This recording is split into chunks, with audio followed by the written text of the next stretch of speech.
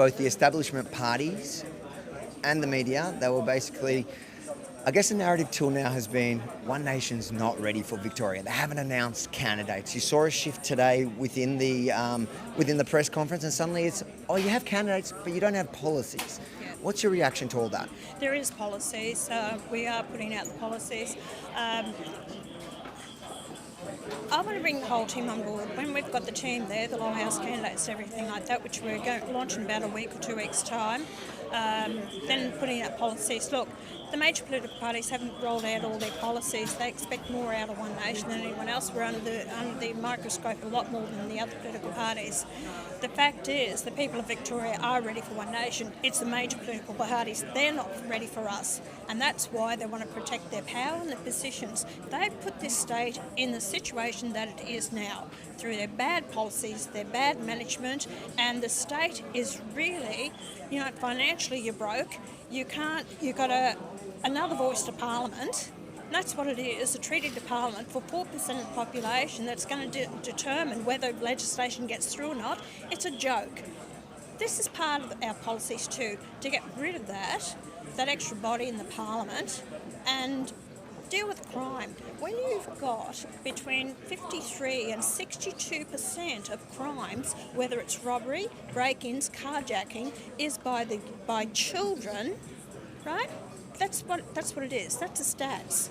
They haven't dealt with it, RV. This is what people want. When you've got, children wielding machetes in, shopping centres and on the streets that have killed a child.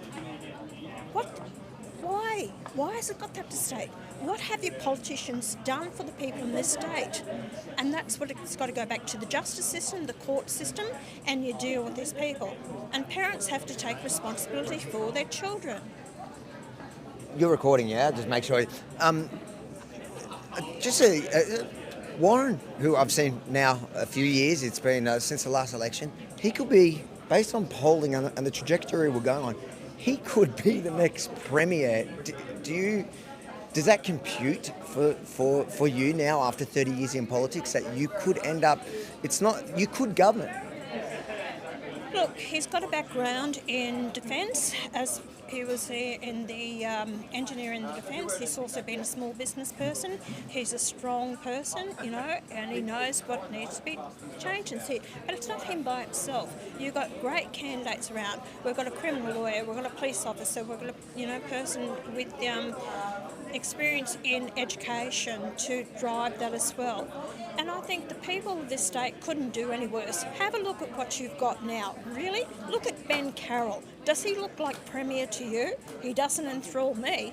He doesn't instill any confidence in me. And he's part of the government of the Daniel Andrews, the Jacinda Ardern government, that actually got the state in the situation it is now. Don't change your stripes now, mate, and think that you're going to make a big difference. You should have made a difference when you're in Parliament.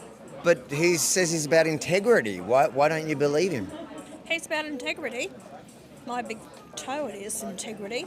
They wouldn't know what integrity is. Where was he when this corruption was going on, which put the state into an extra $15 billion debt? Why have they allowed the unions to dominate it? Why has he allowed 4% of the population to control the Parliament now? So where's your integrity? Well, to be fair, I think he was in charge of roads. I think he was in charge of the department. He's in charge of the potholes, is he? He was in charge of the department that took on the big build, and then he was number 2. He was deputy. So, but he's kind of backflipping on everything in the last few years. You just think is it desperate? What do you think it is? It always happens, right? So then they actually, my God, I'm going to lose my power, my position, the smell of leather in the Parliament seats, and therefore they're groping to save the deck chairs on the Titanic that's sinking around them. And that's why a lot more ministers will actually retire before the next election. People out there, they say, oh, well, we've never done it before. Well, look at what you've got. Tell me, can you get no worse than what's there? Gear shift, you were away and the media worked overtime while you were not in town to try demonise you. Clearly not working. Polls, you're up again today.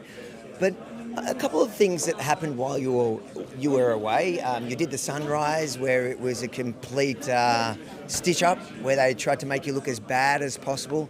Really? Did they do that to me? They tried. It's hard to make you look bad, but they tried. But there was a couple of things, like in that series when they followed you to Tommy Robinson. I noticed, because you're such a genuine person and you hate people that lie to you, and I watched this unfold, and I hear him. He had that gotcha moment on Sunrise. He goes, Tommy Robinson lied to you, and I saw your face thinking, oh no, I don't like if somebody I believe in lied to me, and I was screaming at the screen because I want to say, Pauline, he didn't lie to you. I was there in that whole thing with his visa, his immigrant, and he didn't apply for his own visa. There was somebody here that was trying to bring him down that applied for a visa. I didn't know that. So when Liam said that to me, I had to take it that was the truth, because I did investigate Tom Robinson, but you know what, Avi? I'll meet whoever I want to meet. I'm not going to get your rule book from these losers that have been our politicians or media or the rest of it. Tell me who I will meet, who I won't meet. I'll assess it myself and I'll make up my own mind. And I don't regret meeting with Tommy Robinson, having that tour of his town where he grew up and seeing the states that it's in now. I can speak from experience, the same as what I did. I went over to Afghanistan on the ground before we pulled out, so I could actually see what's happening over there, and that's a lot more than what a lot of other politicians did. You want to know the irony of that story is Liam himself has been deported for lying on a visa before. Do you know that? Yeah, I think I did hear that. Yeah.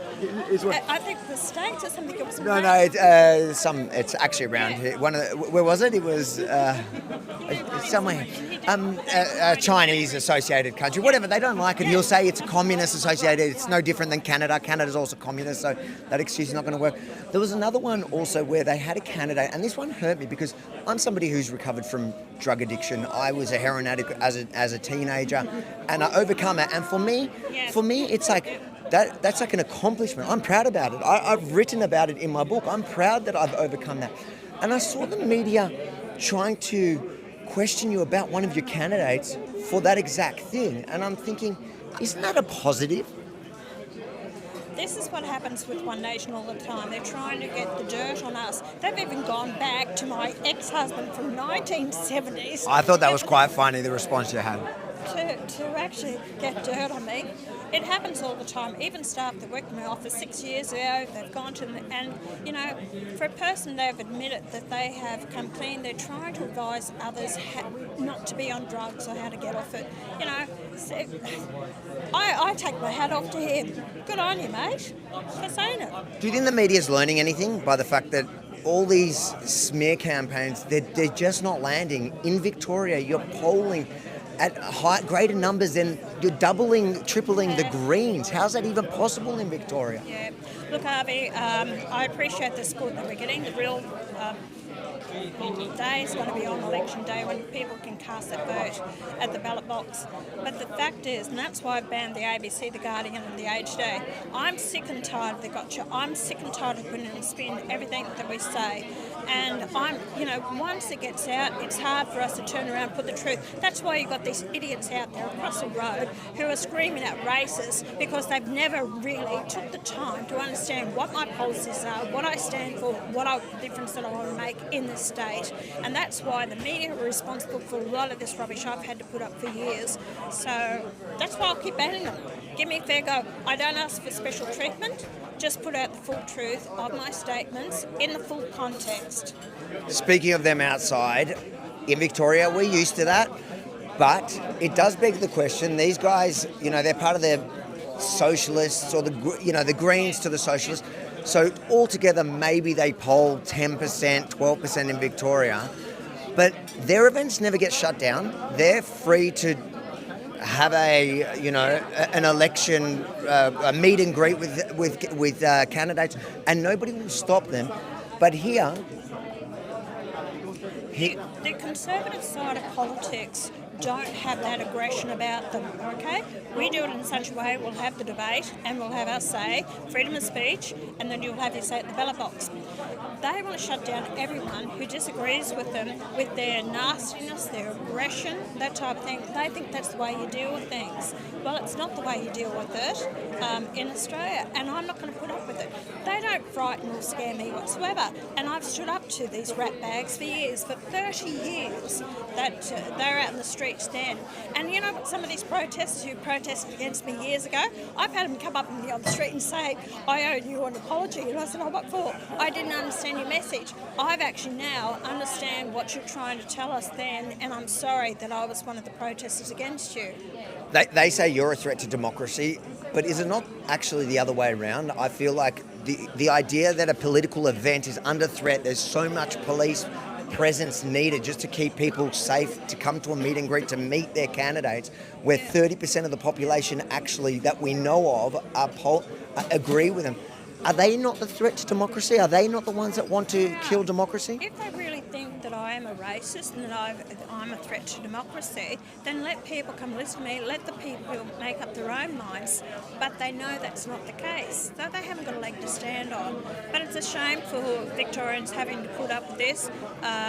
It will keep going on until we actually say enough is enough and don't put up with it. That's why I really want to thank all the people that have come here tonight to be part of this. I want to thank the venue owner here, Joe, for allowing this function to happen at his place. A lot of people won't allow it to happen. They're frightened of the repercussions, and it isn't a shame. This is happening in this state. Finally, to undecided voters of Victoria, what would you say to them? If you had to convince them now, One Nation in November, what would you say to them? What I say to people is have a real good hard look at what you've got now, the state of this Victoria, and honestly, do you think the One Nation can do any worse than what we have now? Because you haven't got much left. You're increasing crime, you don't feel safe, there's no prosperity, you're actually further into debt, you're not going to have the services, the infrastructure's going, your farming sector's being destroyed with transmission lines, increased taxes, I can go on, and even your police are leaving in droves. You will not have police in the police force to protect you, and you will not feel safe on the streets of Melbourne if you don't get a change of government. And One Nation is the only one, because we've got the backbone, and we are strong enough to make the tough decisions, and we'll make them without seeing how the polls are looking. You've really triggered a bunch of people today, by the way, by saying that we can get rid of the ABC and replace it with Rebel News, but I love it. Go for it, right?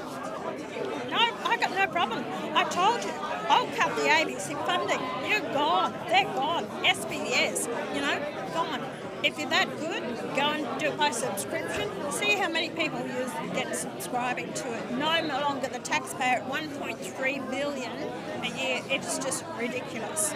I'm hoping you pour me a beer tonight like you did the other night, because it was perfect. Thanks, guys. That's Pauline Hanson here today at the meet and greet, and we can't wait. I'm most excited about this election, not only because we got rid of the group voting ticket, but because One Nation, it feels like orange. I'm proud of you doing that. Get rid of it. Thanks, Avi. Thanks, guys. How you going, guys? Here you go. There's the... That was all recording. Yeah, you had it recording. I like that. I was texting. All right, guys. Rukshan here. We're coming live to you from the One Nation event that's taking place in Hawthorn. Hope you guys can hear me clearly.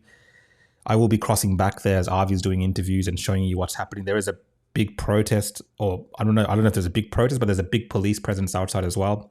There's a major blockade of the area, just because the rabid lefties have been trying to get to Pauline Hanson and get to this event and obviously intimidate people and stop them from showing up, and the usual things that they do when Pauline Hanson comes to town. So we'll be bringing you live coverage from this event throughout the night. Avi will try to be interviewing candidates as he goes.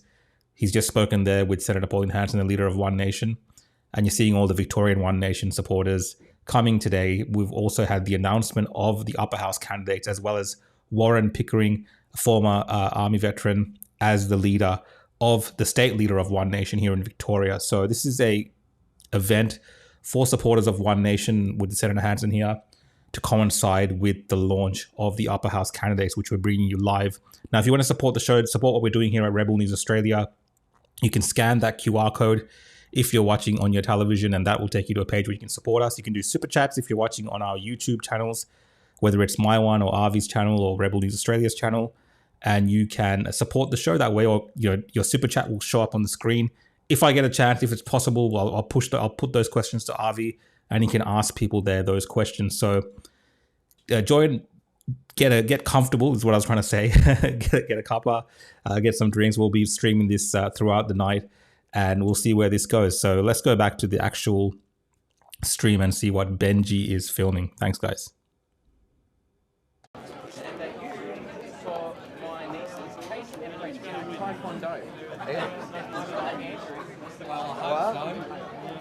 That's all right, I got it. My brother Andrew was the senior pastor, and he used to have a discussion and used to teach Taekwondo. Well, I didn't. I had a chance. How funny! I think I remember.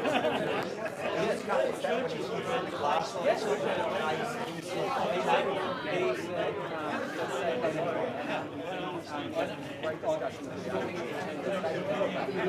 How funny! What a small world. Right. Do you want to get a bit of a let's get a bit of the outside. See you later. How are you, mate? How you doing? What is that? Security? No, you're right. There's a million cops out there. Out there? Is it going to be easy to get back in, or should we take those? We know who you are. No, it's the cops that we had a problem with. Yeah, I know. Well, he's saying one. There you go. Give me one for him. Yeah. Let me pull one on you, just so that I don't. So we'll just wait while Avi's doing that. They're just getting some security tags on their hands to go outside and try to get you a bit of the coverage of what's happening outside here, so you can see the police perimeter. A lot of resources being put to this again from Victoria Police, and it's hard to believe that just One Nation, the party meeting, with the supporters meeting to see their candidates, to see the leader of this party in Australia, in this nation, it needs such a security presence because of the fact that people on the left in this state, especially in Victoria, do not like democracy. They do not like parties like One Nation being able to gather, and they will try to shut it down. So that's why there's a massive police presence. Obviously, it's putting the burden on taxpayers, but I don't know what the solution is here, because otherwise these people's safety would be at risk from these individuals that turn up. Let's just go check in what's happening.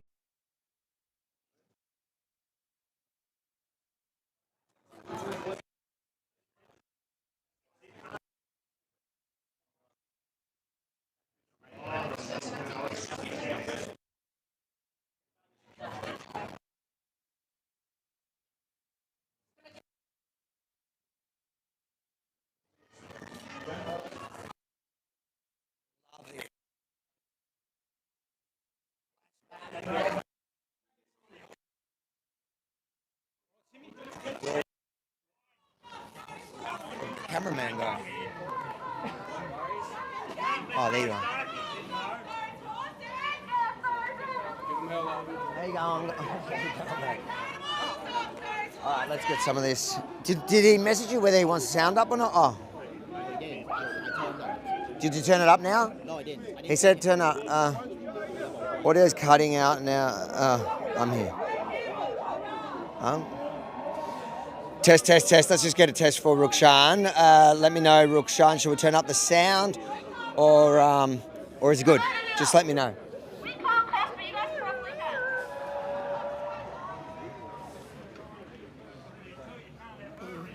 I've got a Chinese friend. We can't be racist.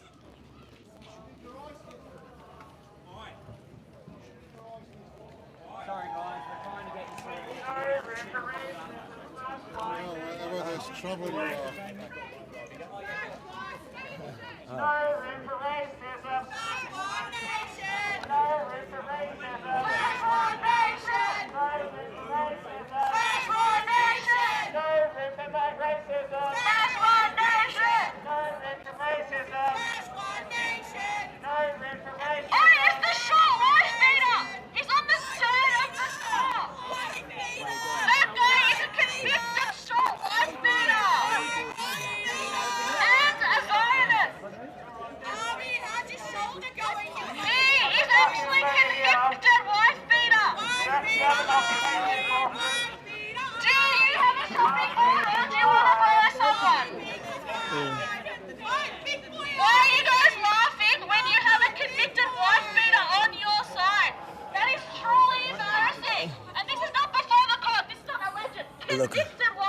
Look at the masked, tolerant leftists wrapped in their kafirs. They're so concerned about women. They're so concerned about women and women's rights and women's safety. They're wrapped in a terrorist flag where they raped and butchered women on October 7 because for them, it's all cosplay. They don't believe in anything they purport to stand for. They're just communist, terrorist supporters. And if you want to read my book, rebelfromthestart.com, if you're so interested in my personal life that they tried to pretend is about my personal life. How many Palestinians have you killed? How many have you killed, you fucking war criminal? He's a war criminal! Stop that with little man syndrome. I'll go walk over there. No, go. He's a dog. You get a bigger crowd right there. What is that? Come. You'll actually never be one of them. You're way too militant looking. She's asking why I'm on the side of the white people. The funny thing is, I reckon this crowd is actually probably more diverse than the keffiyeh-wrapped terrorist sympathisers who cosplay. Mate, throw any of them in Gaza. I will pay for their tickets to go to Gaza and see what they do to the he-she's wrapped in keffiyehs. Sushi, mate. They want to talk about this lot. There's a far more diversity there than your unwashed. How you doing, guys? Hey. What's going on? We all good? Oh, yeah. This is fun, isn't it? It's funny. It's more fun outside. How you doing? You good? What's happening? Just see you. Free Palestine. Free Palestine. Free Palestine. Free Palestine, yes. You're speaking to the leader of the Free Palestine Party. We should send them across there. Yes, Send them over. yes. I should ask him. Oh my god, he's so short. Truly unembarrassed. Guys, did you sign up to my new party, Free Palestine? No? Sign up to your ass. That was an incredible comeback. Can we go back to your last comment? Holy shit. Thank you. Get your stuff all the time. Thank you. Thank you so much. It's just amazing. Really. And this is Victoria.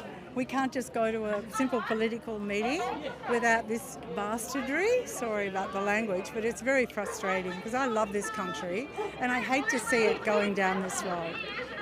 Isn't it odd that if they wanted to run a Greens or Socialist event, wouldn't be nobody would rally it? No.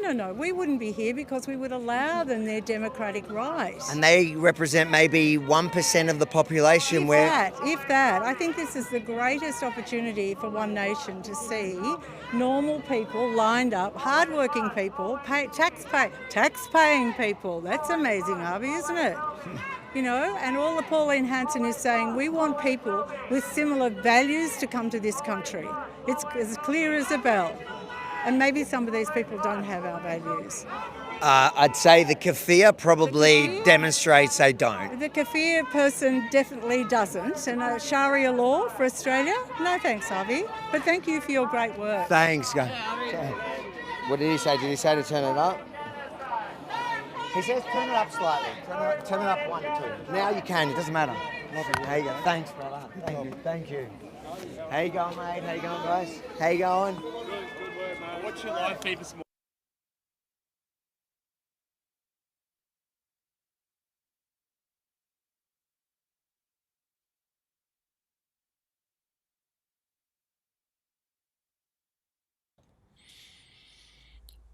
Just trying to get the audio boosted a little bit, guys. So let us work on that. And as you can see, you got the protesters outside. So that's what's happening outside the One Nation event there in Hawthorn. And I'll just let Avi know, just the audio check, and we'll come back with some sound.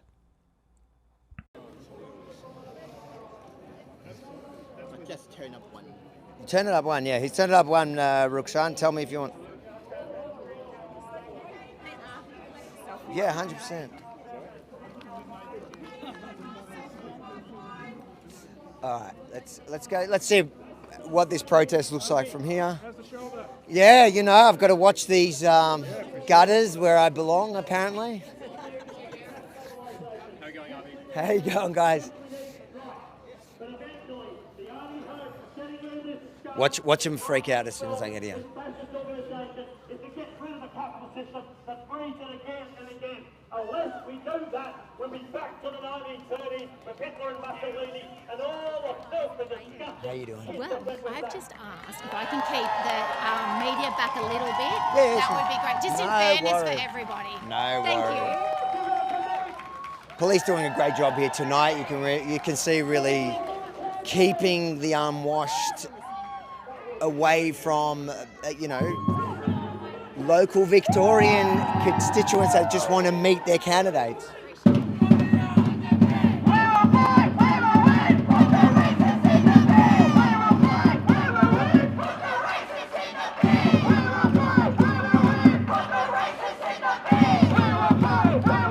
Speaking of racists, they've all got kafirs.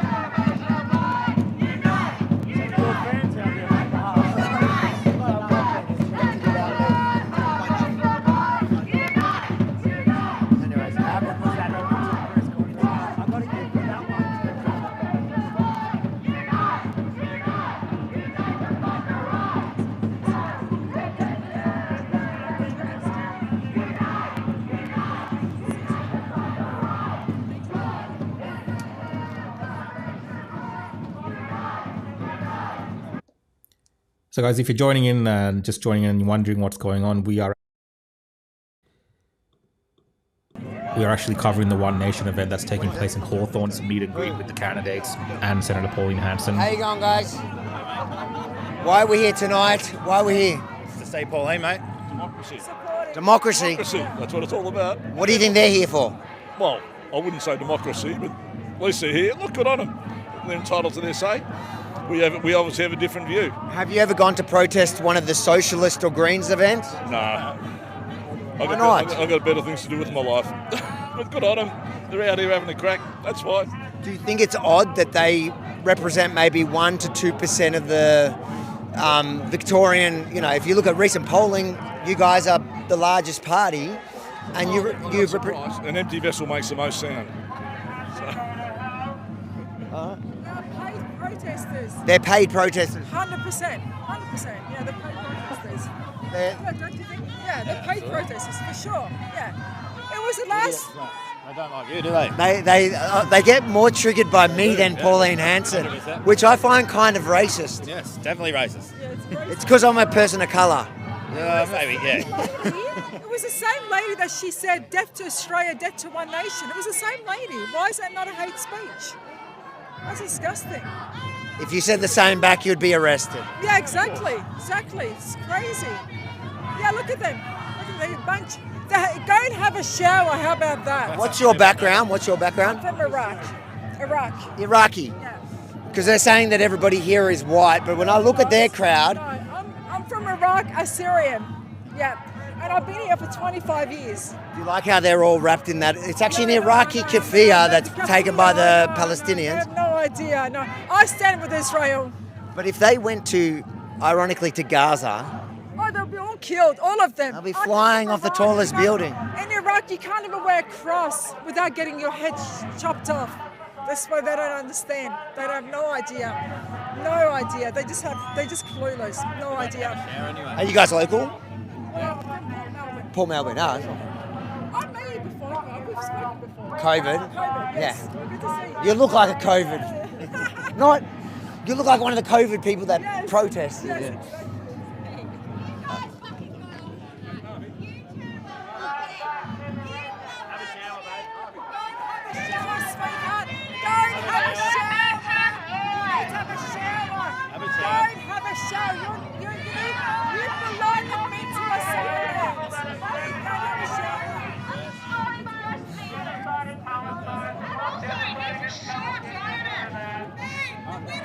you a card. I've written a thing about monoculture. I can talk about what's The irony that they're all wrapped in keffiyehs, which is actually an Iraqi scarf, not Palestinian. They wouldn't know the difference. And they're calling her, an Iraqi, a racist. They're the ones condemning her.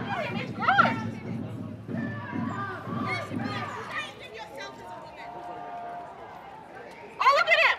Hey! Do you know, she's Iraqi. Why are you stealing her keffiyeh? Because you're a wife beater! Sorry, I don't mind what race you talk to. You're a wife beater. That's our beef with you. You're a wife beater. You're a wife beater. You actually can fix it and beat your ex-wife. All right, you're boring. We're out. The irony Let's is, go. the irony is, we're paying for their dole checks, and they're complaining about government money to close off the street. They're the ones that are closing it. Yeah, 100%. All right.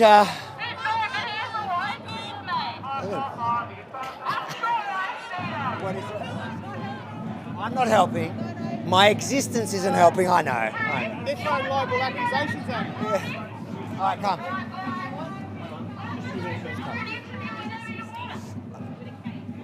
Yellow. Done. We've had enough of them outside. Mate, you cop it as much as we're copping it.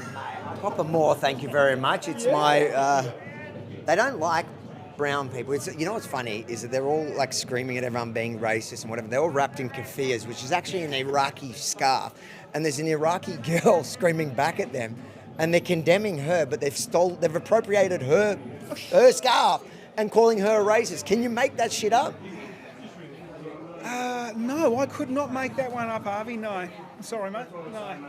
All right, let's go talk to the people inside here.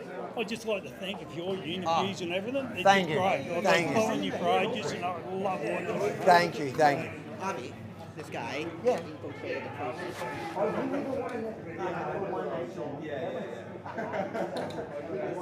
That was great.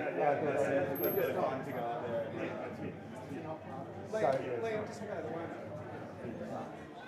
All right. I think that. You give one go.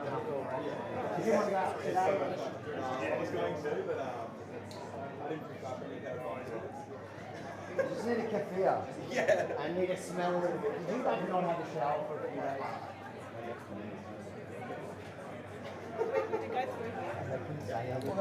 So guys, if you joined in, I got cut off before, but we're just live streaming from the One Nation event in Hawthorn, where Pauline Hanson, the leader of One Nation, has arrived, as well as the candidates for the upper house here in Victoria. So that's been announced today. And they're just doing a meet and greet with supporters. And you saw, if you've been watching for the last 10 minutes or so outside, there is a contingent of the far left, leftist radicals outside, the great unwashed, yelling at everyone from across the street. There's a massive police presence keeping the attendees, the One Nation supporters, safe, because that's what has come to in Victoria. But yeah, this is our live stream. We'll be doing this throughout the night. Avi will be doing plenty of interviews, I'm sure, with people that are there, and hopefully the candidates as well, so you can hear from firsthand the candidates who have been picked to represent Victoria in the upper house. We had that announcement earlier today where Warren Pickering, a former veteran, was put as the leader of One Nation here in Victoria, and he'll be running for the seat of Pakenham. So One Nation are definitely making moves here in Victoria as the election is getting closer. We have Ben Carroll now, the leader of Labor, as well as the Liberals, Jess Wilson, who seems to be doing well against Ben Carroll, but One Nation continues their momentum. And this is really what people have been asking for. Let's find out who the One Nation candidates are, obviously, because that's really important. And I think the next step is that people are talking about is now what's the One Nation policy. So let's see if Wavi can get some answers around that as well from people that are there. And we'll be bringing you all this live. So if you're supporting what we're doing, if you're supporting the show, you can do super chats. If I get a chance, I'll put some of these super chats to Avi via text so you can answer them, as well as I'll bring them up on the screen so you can take part in this conversation. But thank you so much, guys, for joining this live stream with Rebel News Australia. If you're watching on television, scan that QR code. There's ways to support what we're doing, or the super chats, guys. So appreciate you all. Let's go back to the full stream and let's see what Benji is filming right now. Yes. Thanks, guys. good to see you, buddy. I like your clips. Thank you. 100%, let's go. This is your boy. I'm almost as tall. How old are you? 16. You're not even that tall. How did you do it?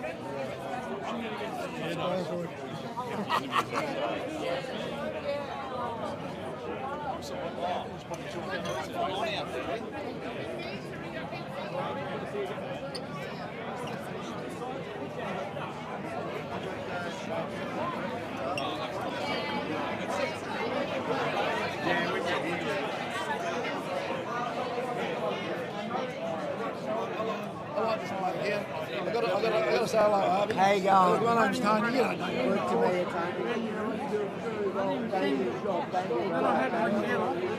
you going? Nice to meet you. I do, yeah. Of course. Yeah. Everything's right. I'm always right. That's what I keep telling my wife.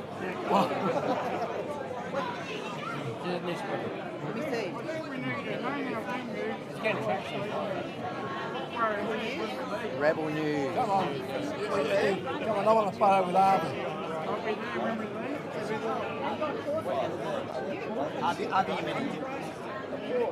ABI? What is this? What is this on? What platform? Instagram? I'm coming that way. I turn around the back way.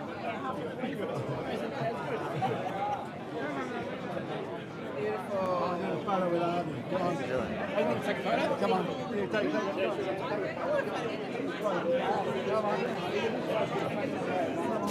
Right. I know. He wants a photo with the town.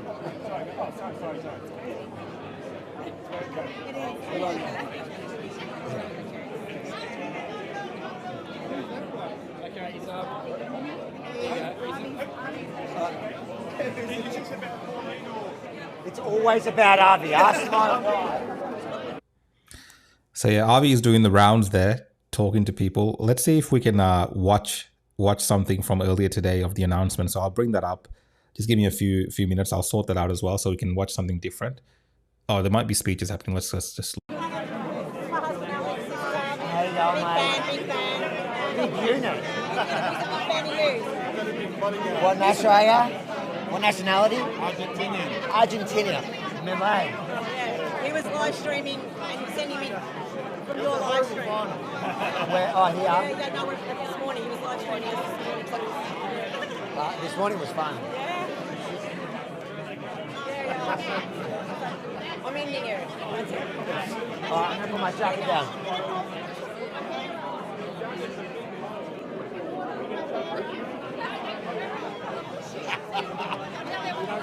She deserves it. She deserves it. Tell her she deserves it. She's under the thumb.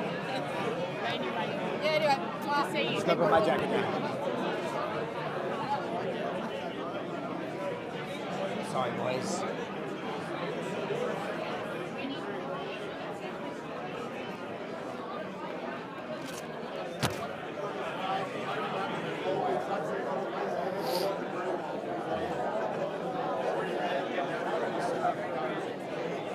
Just stay on her a bit, I reckon.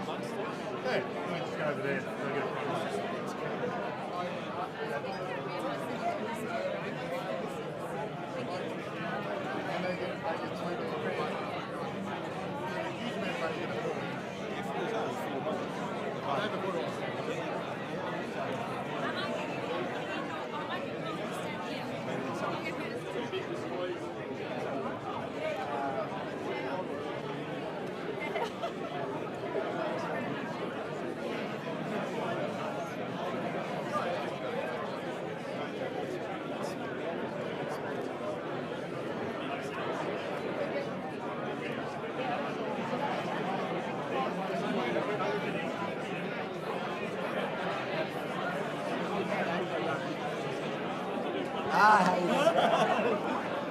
You good? Yeah, I'm all good. I know, just blending in.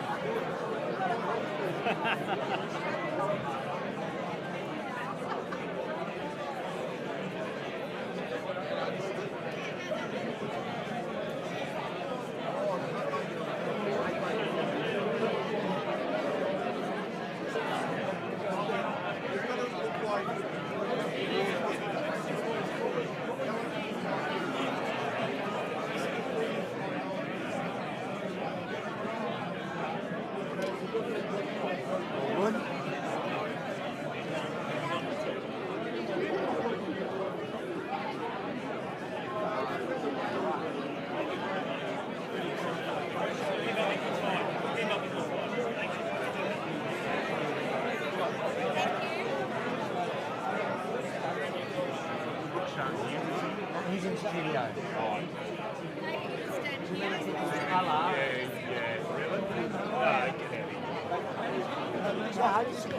Really appreciate it. Thank you very much. We had to get that. So guys, we'll just let that play in the background. I'll bring it up so you can see that we're still there live. If anything's happening, if Ivy's talking to anyone, we'll cross over. I just wanted to play this video from earlier today so you have some context around the announcement earlier today. And also one of the comments that's really driven the media insane. I've seen coverage across this on the ABC today with Patricia Cavalas. She lost her mind around this as well. And everyone's losing their mind because of this comment around Senator Pauline Hanson and One Nation banning certain members of the media from attending these events. So let's have a listen to this and we can keep an eye on what's happening on the ground there as well. And if anything important happens, I'll switch over.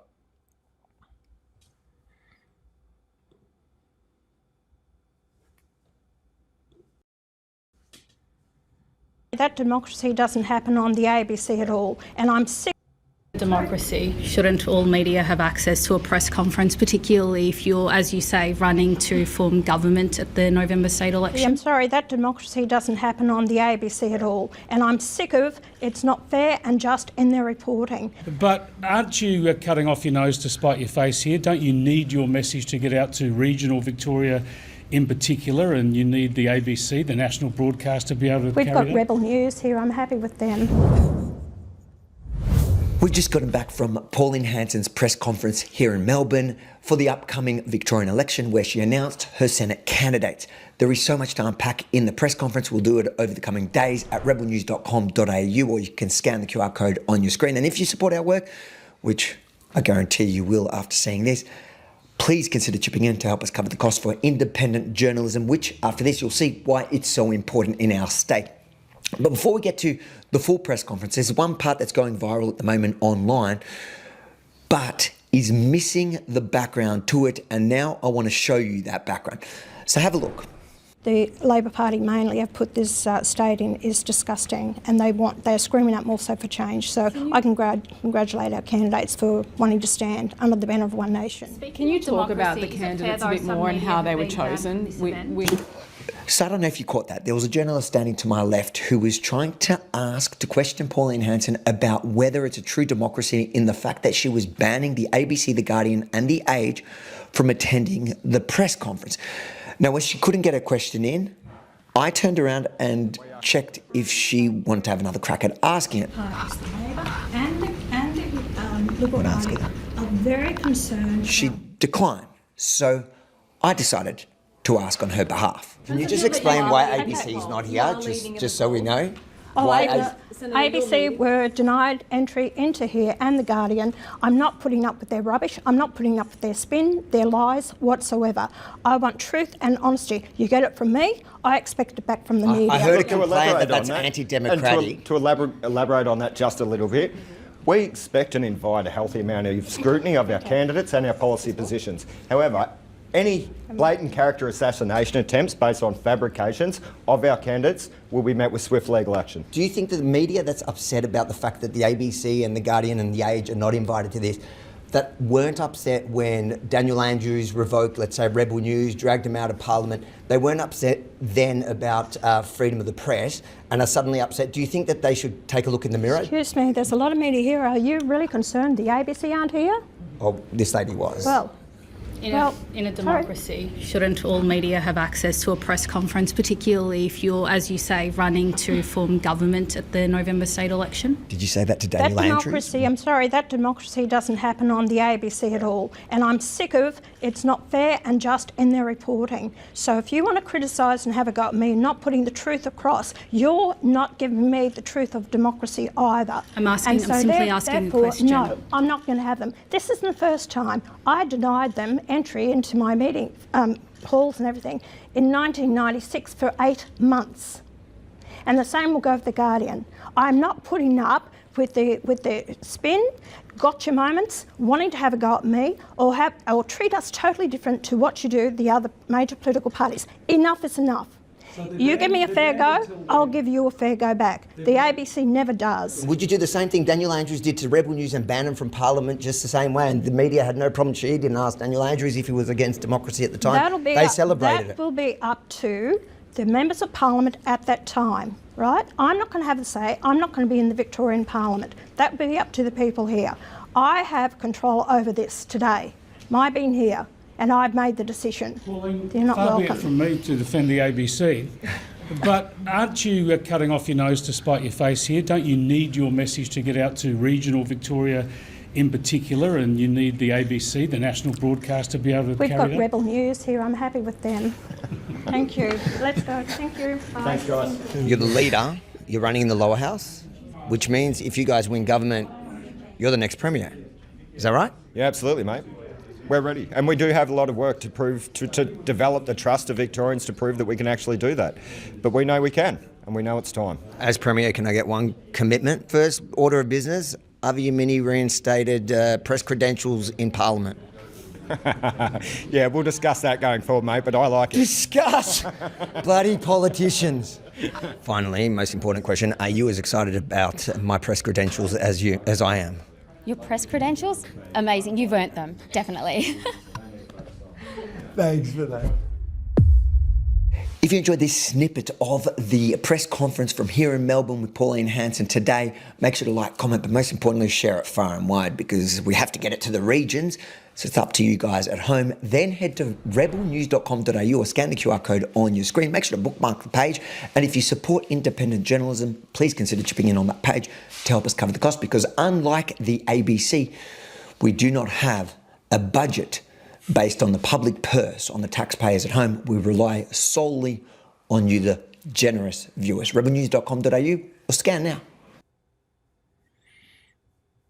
Before I get into the head, let's stop that one. But yeah, look, that was a sneak peek of what happened earlier today, and I'll play a little bit more of those videos if we get a chance. Let's cross back now to the actual video from the event. Let's just have a look at that if we can get that going again. The live stream. Let's have a look. We're back in here. Why you're here? Big fan of us, yeah. What about Pauline or One Nation that you like? Well, look, radical, but then a lot of things that she said, it makes sense, yeah. So. The people outside were screaming at everyone walking in here that they're racist. They don't understand it's freedom of speech. You know, I mean. Are you sure you're not a white supremacist? Well, definitely I'm not. You know, I mean, I'm brown and yellow. I'm like banana. Where are you from? Where are you from in Melbourne? Huh? I'm from the eastern suburb. Eastern suburb. Did you vote for One Nation previously, or is this you're just excited about it now? Getting to. Yeah.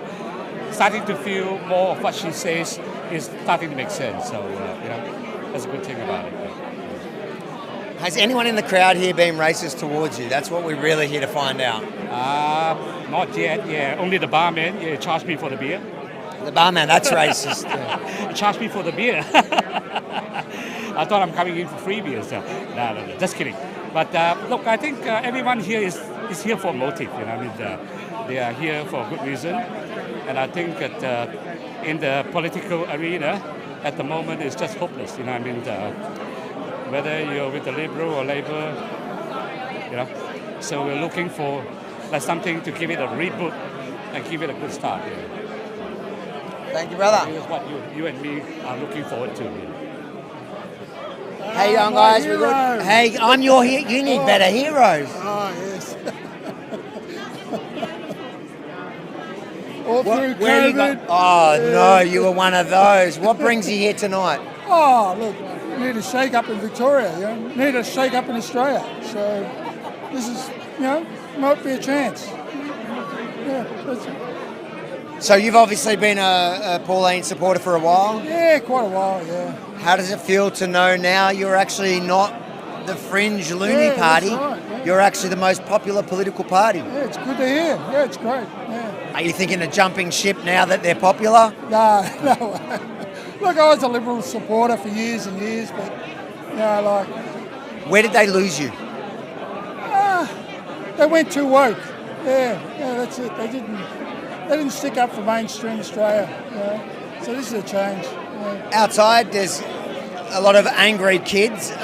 Did they deter you? Did they worry you? What's your reaction? Look, it's a little bit nerve-wracking when you come in, but, you know, like, no. But look, it's good to see there's a lot of young people here too. It's not just old farts like me and my wife.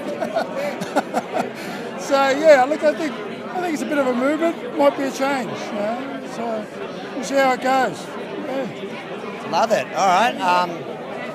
God bless, and hopefully November. What are you expecting from this election? What's your prediction? Look, I think the Liberals are doing a lot better now in Victoria, and I think there'll be quite a few representatives from One Nation, and so they might have to work together a bit closer, and we might have a different Victoria.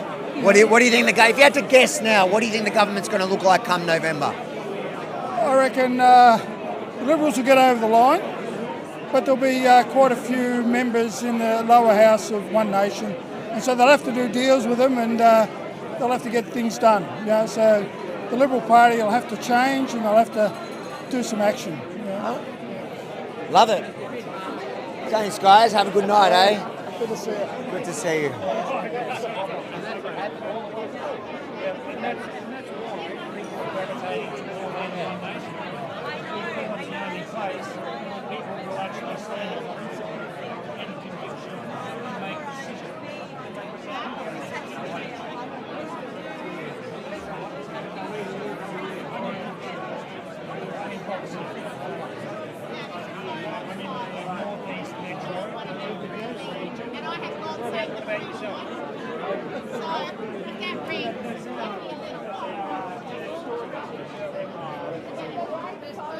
I'm going to pinch one just because I'm going to faint. Thanks, bro. Right, there you go. Have one. We're going to stop off for a... Now I need that.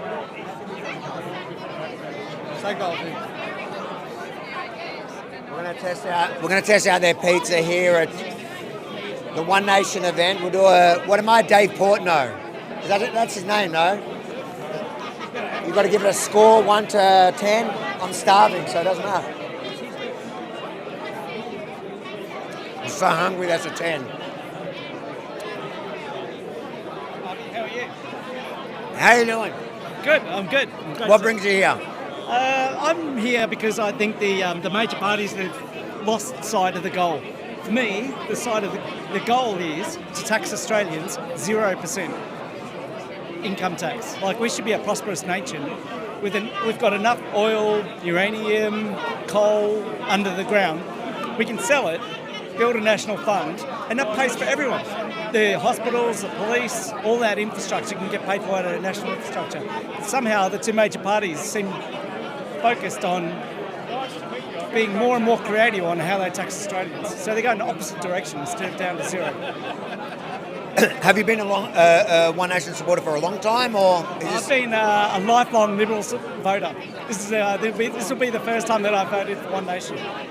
Is that in your circles? Is that normal? Is that a story you're hearing widely? From everyone, from all of my circle. What changed it for you? Why suddenly now? For some reason, the current Liberal Party seems to have gone away from its conservative background, and it's been a shift that's been happening over 10 years. I don't know why it's happening, but it sounds like she's on.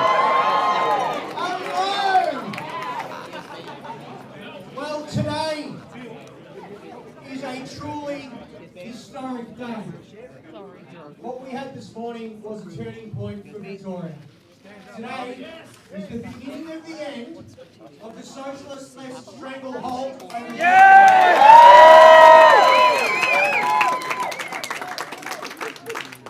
You've been called the dark forces. The dark forces. What a stark contrast this room is to the banshees that are outside. This room is buzzing with optimism. It's buzzing with patriotism. This is by far the best place in Australia to be right now.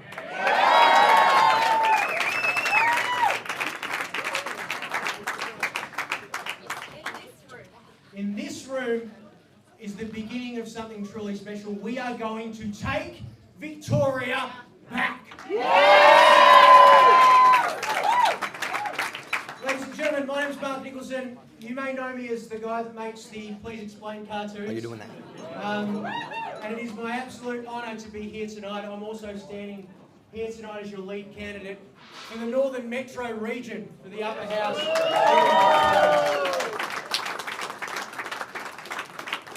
We were meant to be on the stairs of Parliament this morning. We were meant to be standing on those stairs, but we weren't allowed due to safety reasons. What a sad state Victoria has become. Those are the people's stairs. That is the people's house. And we were told that we could not be there for safety concerns. Well, the socialist left has not just taken hold of the faction of the Labor Party of this government, they have got their roots deeply embedded in all of that parliament, and we are going to rip it out root and stem. Their stranglehold over this state is done because we are not afraid of them. We know we are the good guys. Like I said, you look around this room, everyone here has got a smile on their face. We are the civil ones, and we are going to bring this state back. And I am so honoured to be a part of the team driving this tonight. There are three things that we're going to be delivering here in Victoria. One Nation are going to be rebuilding the budget, and we are going to be restoring prosperity in this state. We are going to restore safety in this state.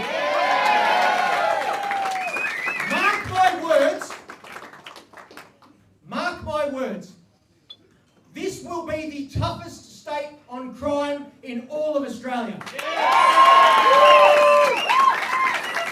If you want to commit crime, it's not going to be here in Victoria. You can go to South Australia. You can go to New South Wales, you can go to Queensland for all I care, but it will not be here in Victoria.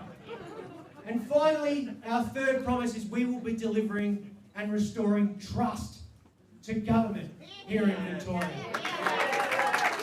Because One Nation is the only party that can bring you real change, and change you can trust. That's the new deal that we are bringing to Victoria.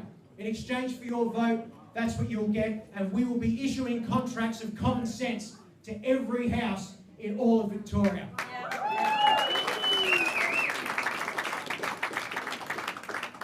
Today is the beginning of real change for us to bring back this great state of Victoria. And I'm so proud to introduce our fearless leader, ladies and gentlemen, Mr. Warren Pickering.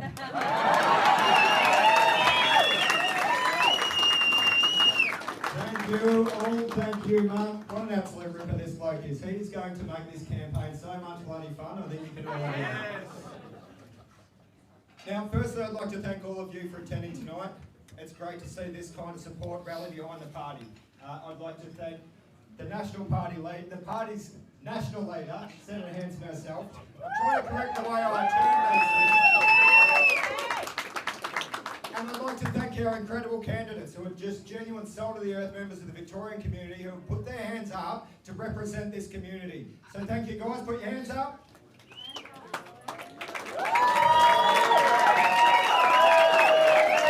Guys, if you get a chance, grab a hold of them and have a chat. Actually, come up, guys. Can we make a clear way down this side of the building, please? But in the short term, I also want to thank the men and women in uniform outside who are out there doing such a great job defending our democracy. They should be home with their families on Monday night. They shouldn't need to be out here with this garbage that's going on outside. And we have a plan for our police officers and crime in general to be delivered in the coming weeks and months. They are going to be suitably impressed with the plan that we have to ensure that we get more police officers on the force into Victoria and give them a reserve force. So during these times of peak activity, they can call on those people to come forward and engage with the police force and put an end to this rubbish, let's be honest. All right. Do we want to introduce the one by one? Do you want to introduce yourself briefly, Mr. Aaron Sanford? Sure, happy to do so. Woo! My name is Aaron. I'm the candidate for the South Metro region. You have to forgive me, I'm operating on a little bit less sleep than I would like. I've had a child born to me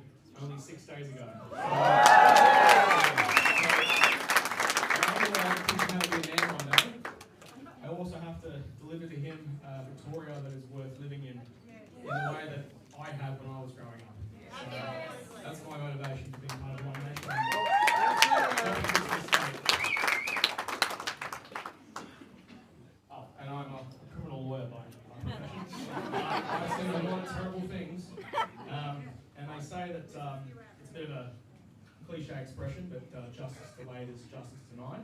And there is a lot of denied justice here in Victoria. And I like to think that when One Nation's in power, we will correct that. Thank you.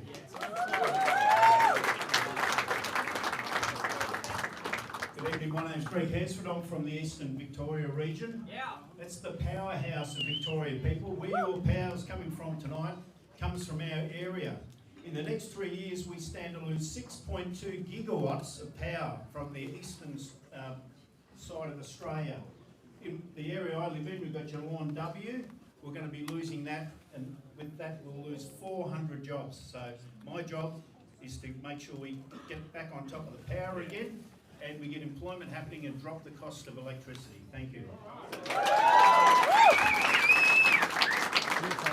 My name's Pauline Hanson. I'll be standing in Southern East Metro.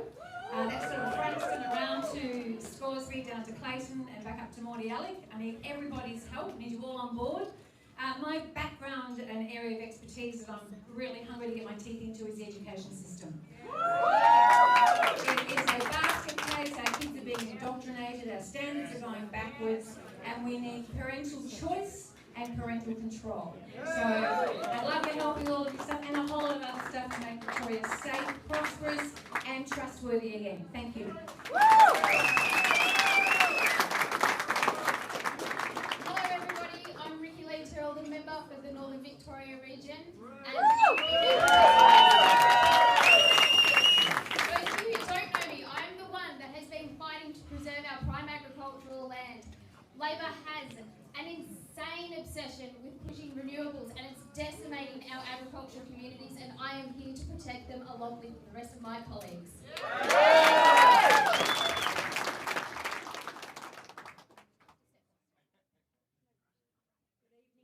My name's Fiona Lopez. I am running for the Western region, Melbourne, and so I hopefully get a few of your votes going through. I'm a HR manager by profession. I see a lot of really hard stuff going through at the moment. We've got no trades. I run an apprenticeship program. We can't get anybody to work. It's really, really difficult. So I really want to put some effort and time into those apprenticeships and getting some trades through to build our houses that we desperately need. Thank you.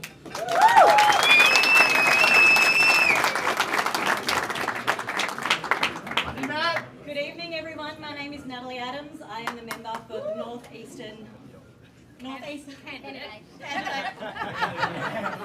Oh, wow, lots of people. This is very exciting. So, aside from being a mother in Bulleen, that the paper kindly named me this morning, I'm also a small business owner. We've been dealt some really, really difficult times over the last 2 years, all at the hands of the Labor government. This will be changing when we are in power. That's it. Yes. We are a party for the people. We are a party for every mum and pop shop out there, every husband and wife team that is trying very hard to hire people and to make this state what it used to be. So thank you very much. Give them all a round of applause, guys.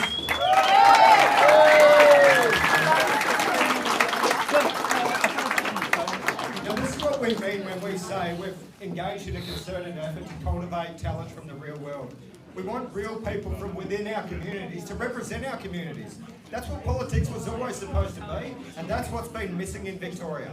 This is why we're not going to depend on the same politicians that put us into this mess to get us out of the bloody mess. Now, you'll get plenty more opportunity to hear from me over the coming weeks and months, and I have every intention of having another conversation with every one of you tonight before we close the doors later. So stick around and bail me up if you do get a chance, guys. I want to hear what you guys have got to say, what your concerns are, and what you'd like to see more advocacy for outside of the very obvious things that we'd like to provide that advocacy for.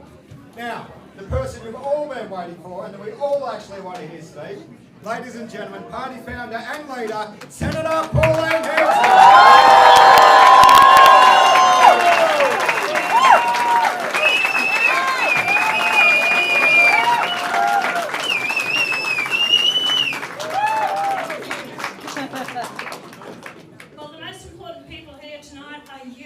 The people of Victoria have come out here because you want change.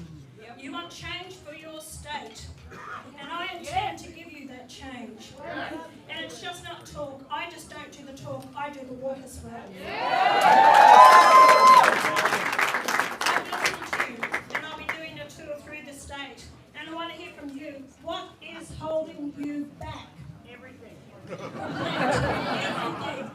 matrix, Labor. Everything above the line. You know, the responsibility that we have on our shoulders now, and people keep saying, oh, well, how can you possibly do it? You've never been government before. You've never been opposition. But the fact is, you've just met some of your candidates here. It can be any one of you standing up here to be that candidate because they're ordinary Australians that have a passion for the state, that want change. Small business people, you know, lawyers, people on the ground that are fighting for change in this state. I've met so many young ones and fathers who've introduced mothers and introduced me to their children, saying, I want to change for their future.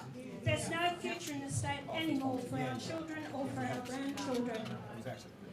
How true that is. Some businessmen that I met tonight, you know, we have to have change. How can we possibly keep our doors open with the rules and regulations in this state that is actually killing us, destroying employment, destroying jobs in the state? No prosperity, as Mark said to you. There is no prosperity. What has happened in the state when it comes to, you've got gangs with machetes wielding it in shopping centres, when you have a young 15-year-old lost his life. As I drive the streets of this state, I cannot believe the graffiti that I see and the shops that are closed. The number of police officers that have applied to be candidates for us is overwhelming. They know the problem this state is in. They can't do their job anymore as police officers. That's why they want to be members of Parliament, because it's on the floor of Parliament to change legislation that they can bring back safety to the state for the people.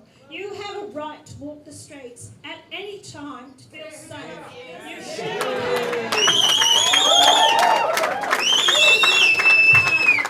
You should not be having the robberies. And it comes down to the people who are in that Parliament House making the legislation. And it comes down to the legislation of how the judges see it. And it is our judicial system as well that is failing you, the people, in this state. And then you have the farming sector. The property rights being stripped from them. The transmission lines, growing the food, the resources in this state has been shut down. It's constantly going on and on and on.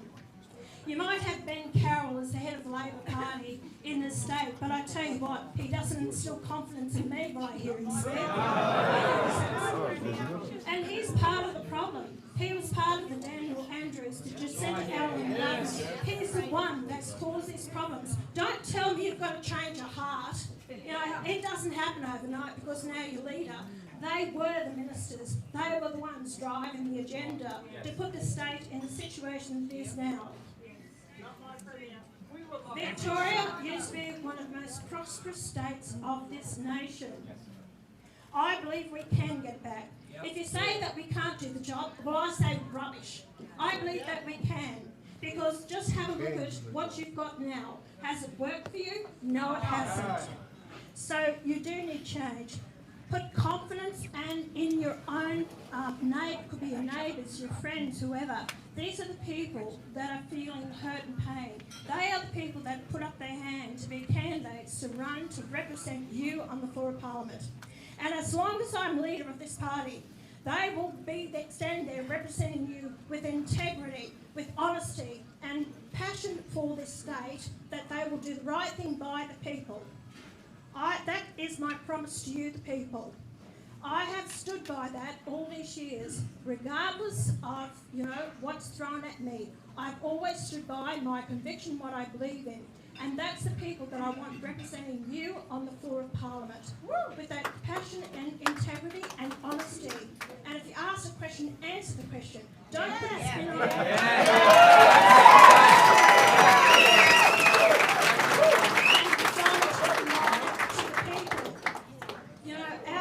As a member of Parliament is an honour and a privilege. It is not just smelling the leather. It's not collecting the paycheck. There's a lot of responsibility to that, and I've always felt that deep within myself. And that's why I've never given up fighting for this country and for my fellow Australians. And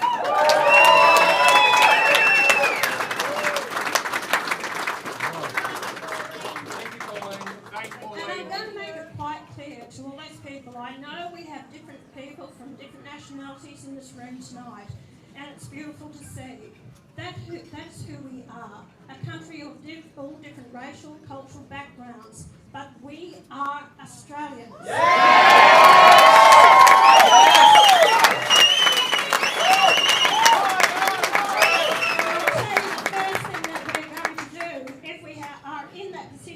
Is get rid of the bloody treaty in the state. You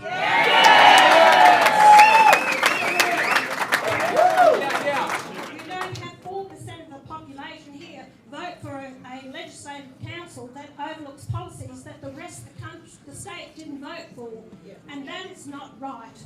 So that's what I believe. I've got to tell you honestly, I could not believe when I watched it the other day on TV when I saw them on the floor of Parliament with gum trees all around them. I couldn't believe it. They're allowing this to happen. So, let's get back to this. Well, we're all Australians, and we should all have that. We vote at the ballot box for who we want to represent us. We don't need another arm of Parliament, a division in the state, in this country. The people of this state threw out the voice to Parliament, and cunningly, sneakily, they put it back in. You, the people, have no decision, no choice in that. Well, if we get government or in a position with balanced power, I'm telling you, that'll be one of the first things that'll be done.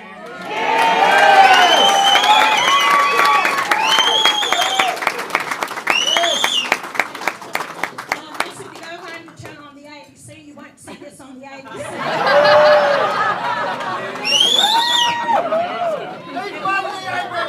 If you want to get the real news, you go to Rebel News and you listen to it.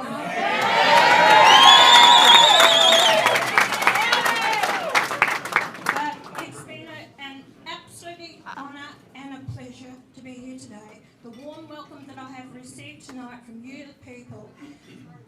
You have no idea how I feel. It does. It's taken me 30 years to get here, but I feel vindicated in so many ways, and I do appreciate your support, your encouragement. We love you.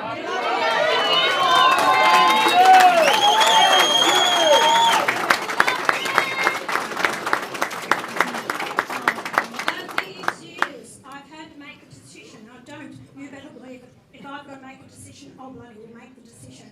But I'll also say to you, no longer is me, Pauline Hanson, standing there solely by myself anymore. I have my fellow Australians, I have my candidates, I have people there beside me every step of the way to get our state and our country back. Thank you. Pauline Hanson,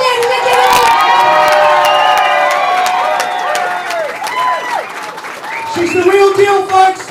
She's the real deal. People are going to start thinking I'm paying you for this. Ladies and gentlemen, thank you so much. We have one more thing. Warren, can you pull down the thing? It takes an army. It takes an army to go out there and win this election. We are up against it. They are going to buck and they are going to try. They're out the front. They're beating the drums. We need volunteers. We need your support as much as we can. Thank you so much for being here. Feel the warmth in the room? Honestly, it's going up 15 degrees. I'm so excited to hit the hustings and get out there and take this state back. Thank you so much. Let's get out there and get it.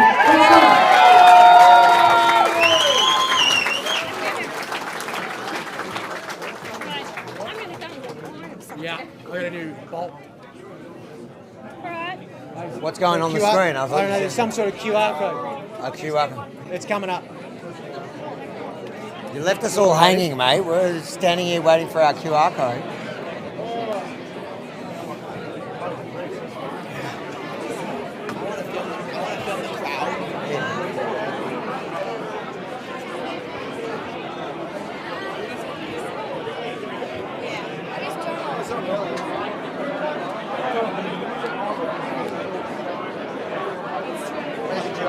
People are going to start thinking I'm paying Pauline for these.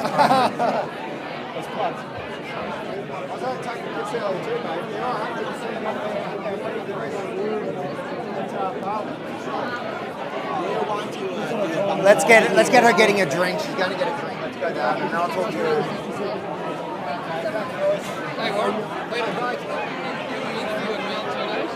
We'll do that another time. I don't think it's relevant. Well, guys, if you're still watching, we're live streaming from the Pauline Hanson and One Nation Victoria candidate meet and greet event in Hawthorn that's taking place. And I did see all your comments about the audio during the speeches, but one of the things that I found out by doing a lot of events over a long time, that not everyone speaks into the camera or into the microphone, more so, in a loud and clear manner. And just depending on the sound system, sometimes there's not much control that we have over external sound system. So we got to go with what's possible and move close to the speakers. But we have very highly tuned microphones that do a lot of noise cancelling to work during protests and things. And sometimes when people speak softly, it doesn't always work out great. But I managed to hear. I think it just differs from device to device, but that's there. I can see all your technical complaints and people talking about Dick Smith and all these things. Usual live crew. I see all of it, guys. But let's listen to this interview. How do you feel seeing all the people out the front wrapped in keffiyehs? They're idiots. And I'm happy to be racist.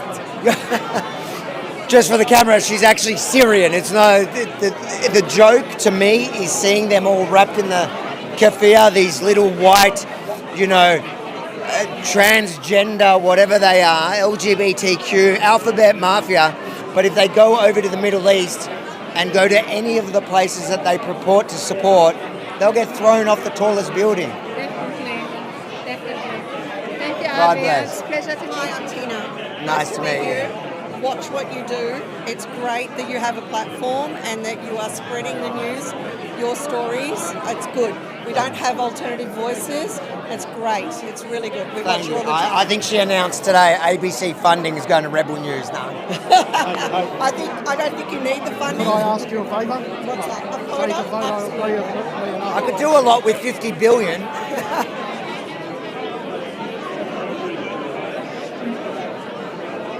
Thanks, guys. Come, let's come capture her. Just follow her.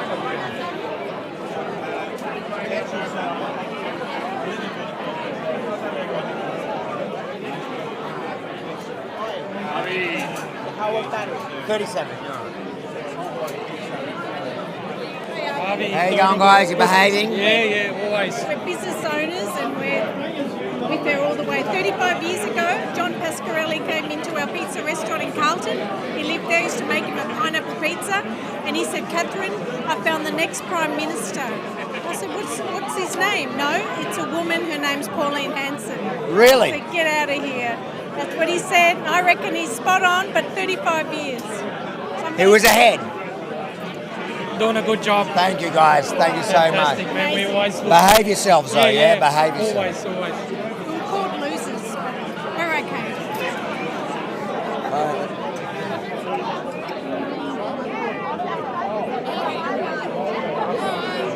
How you doing? How you going? Good. How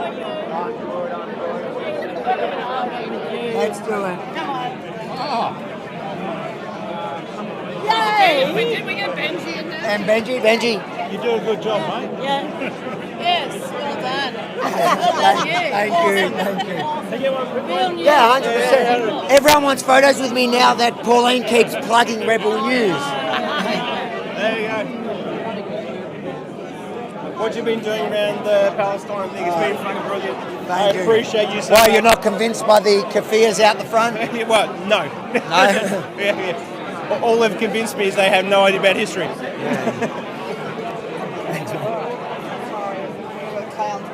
Yeah, how you going, buddy? Sorry, I'm just gonna. Yeah, do what you How you do. going, guys? How you doing? You alright?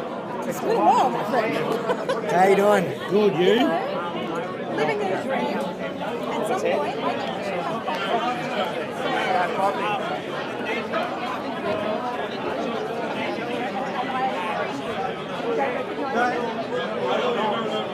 think back, mastermind.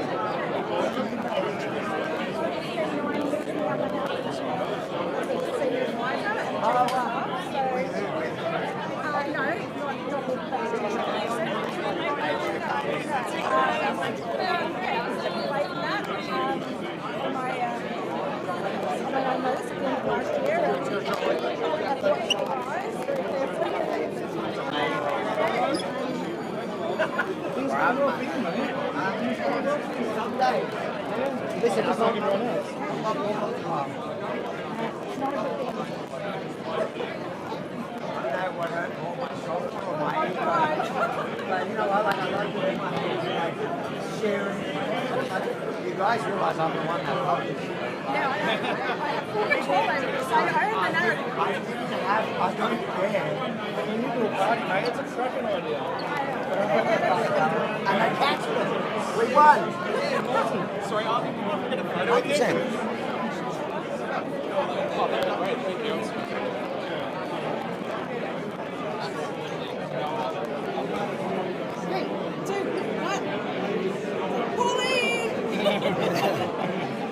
Thank you very much. Thanks, man. Thanks, guys. We'll see you around. You getting up to Canberra next week? No, not on my plan.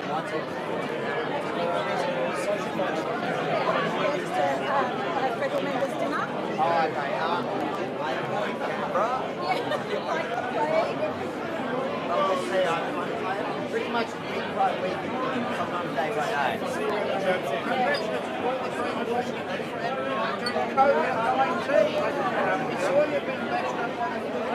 You're a hero a lifetime ago. I'm never gonna forget. You were a hero. Thanks, guys.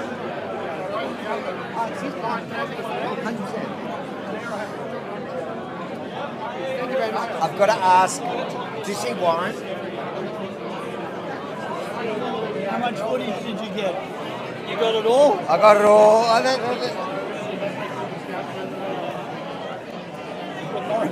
Get that.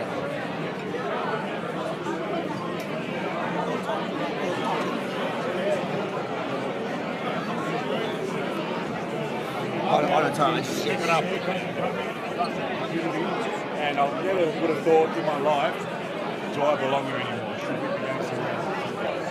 Thank you. You're giving a lot of people hope here. Especially small business owners. Thank you for promoting my hope. So appreciate it. How you doing, mate? You coming to meet Pauline? Yeah, I know. Thank you. Be much better.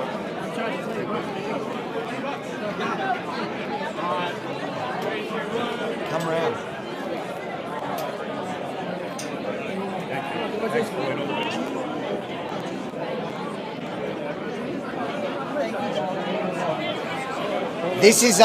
This here is one of the white supremacists that they've been shouting about at the front. You two can both go out the front. You're white supremacists as well. So I think you both should go out there. Would you kindly speak up for me? Do you know what's funny? At the front, they were shouting at everyone that they're racist, and they're wearing the. They were yelling a lot of things, but I didn't bother. I just came in. So that's it. I don't want to bother. It goes over the top of your head. Don't Yeah, worry about that it. doesn't matter. Don't worry about it. No. Oh, just quickly, 1 second. So you go in. Very good. Yes. How's the tucker?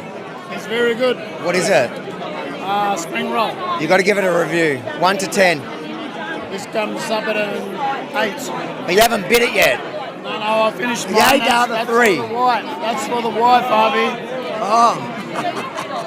Yours wouldn't last that long in your hand, I got it. Mine's gone already.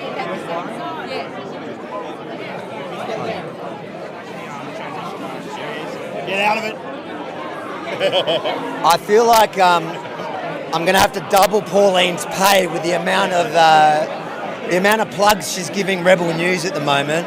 Well, you know what is interesting? Like when you set up before and you started recording at the start, because you started it and then finished it, I was like, it's actually a really good insurance plan, because then if they're like, oh, they took a 12-second soundbite, it's like, well, I mean, it works for you because you get to go. Well, actually, the whole thing was this. So you're almost hoping they try and just grab some sound grabs. But yeah, it's interesting to see you again. Been a while. Isn't that funny? So now, because like for people that don't remember you ran, what was the party called? Australian Values, and it was with Heston Russell. Yeah, and then we went to the Angry Victorians party. We realised that we didn't have the money, so we had to be a funny name, which came at obviously the expense of people laughing then. But I mean, we actually got traction. People spoke to us then. Like nobody cared until we had a funny name, and then the awkward part was when we spoke to them, we weren't angry and they got disappointed. But it's good now that we obviously having an actual party that has traction. You can actually speak and talk to people. The funny thing was, when we did the group voting ticket stuff, there was nothing to do with policy. Like I don't remember anybody talking policy in that last election because there was no point. Everybody just played a game with the preference whisperer stuff, and you're like, yeah, right. So for those of you at home who don't remember what he's talking about, it was the preference whisperer in the last election was exposed by you and Heston Russell. Well, it was exposed by you. We did it, but you got to get airtime somewhere, and nobody else filmed. cared. Yeah. And you guys filmed him basically saying the dirty tricks he was playing, and it woke people up. And this election, thanks to you and Heston, I think the group voting ticket was a central part of the conversation. Well, the interesting was, like, obviously we brought it up, but it went to IBAC and everyone else, and no one cared. And then it's not until now, when you went to go and do something, that they went, hang on a minute, they're going to actually play the same game. Now we don't want to do it anymore. And you're like, very convenient. But it was only in the paper for like 3 days. But to be fair, when we first came up with doing it, our objective was to have it repealed, to lose a group voting ticket. Yeah. But I never in a million years thought they would actually do it. And they're doing it. Well, I think it was because it actually was getting traction. I think that was the problem. They were worried. Yeah. Well, when you've already got marginal seats, every little thing matters, Like they were asking us to run people in marginal seats, and then they'd give us votes in the upper house. There was no discussions about policies. There was no discussion about anything.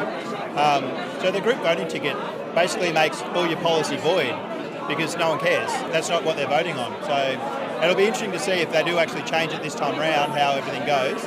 Because the Greens will probably get more votes as well. Because the Greens were against the group voting ticket because it also went against them as well. But I think based on current polling, One Nation's going to dominate. If things head in this direction, how things have changed. Yeah. Well, aren't you getting a press pass back now? Yeah, I can't wait.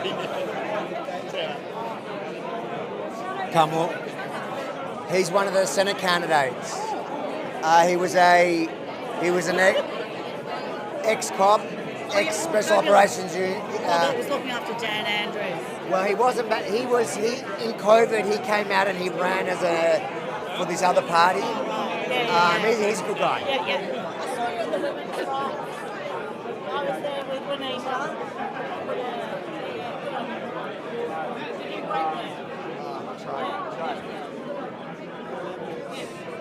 Hey, how you going, guys? Fantastic job Thank for you. years, man. Thank you. Thanks, guys. Bloody, I was saying to my wife, What's been the out second? there. Oh, One Nation. Oh, One Nation. Yeah. Nothing too. Yeah. Nothing too. Yeah. But you've been out there in the trenches for so long, especially on your own when you first started. It's very Things have changed, hasn't it? Yeah. We're not as lonely anymore. No. Who would have thought it would have gotten to this stage though, that you have to fight back in that level? I'm a Gen X, and maybe we took our finger off the pulse too much. Thought everything was flying great. Turn around and it's gone to hell. And now they don't even celebrate Australia Day or anything like that. So it's time to fight back, yeah, for sure. No one's around to keep the bastards honest anymore, right? So someone's got to do it.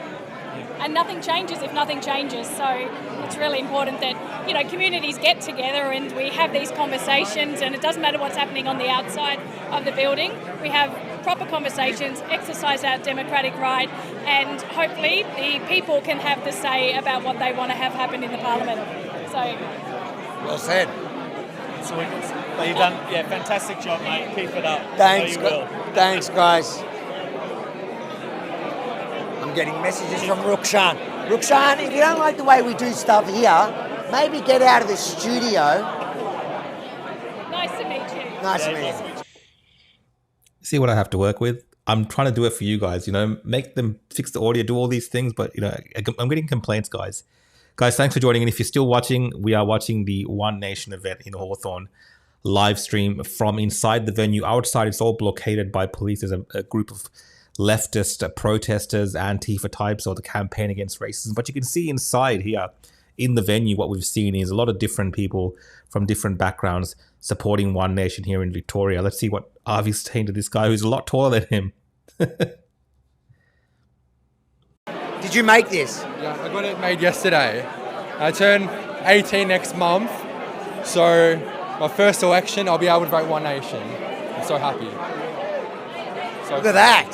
So he's decked himself out. He grew a few inches just to put me to shame, and he's voting in his first election for One. What do you like about Pauline? As an 18-year-old, are there many 18-year-olds that like One Nation? All my friends like her, probably because I've got her onto her. I've got all my friends interested in politics, but I've been a fan of her for about so many years. Every other politician, they switch and they change about what they say. At least you know what points, you know her views, you know her values. She doesn't change. That's what I love about her. And she's one of us. She's like you, she's like me. She's just an ordinary Aussie, business owner, single mum, like my mum. So yeah, that's why. Like he said, she's one of us, like you and me, and I'm just glad to be one of. I need a ladder. Thank you, brother.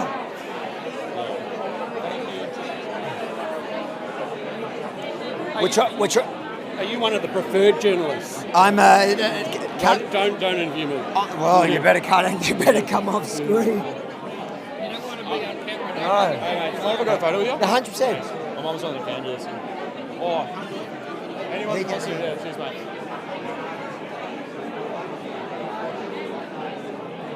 Thanks, mate. We're trying to find for the super chats. We're trying to find out who's running in Bendigo. Although they said they're not announcing their candidates. But when Warren is less busy, we're going to ask him for the super chats, guys. Super chat away. I will do my best to answer your questions. How you doing? Good to see you. What's happening? Good to see you again. You good? Yeah, good. You can't escape from Iranians, can you? No, bloody, they're everywhere.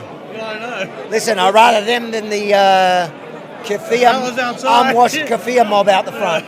This is our Iranian friend that's joined our group for the Bruce section.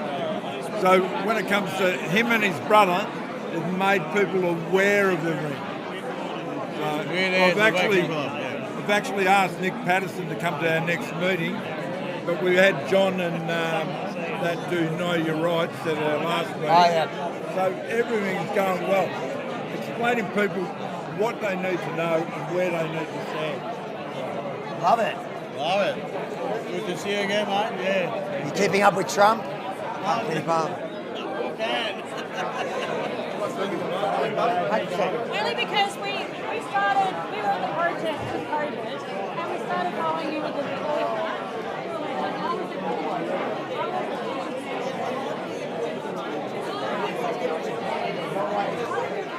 I'm not going to Only on the cowboy nuts. We're on a farm in Newfoundland. Well, we come from Newfoundland. We come from Lake Lake.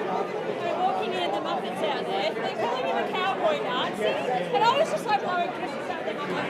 I was like, what's a cowboy Nazi? His family are from Poland. Like they migrated from Poland. I studied the Holocaust at uni. They're certainly not Nazis.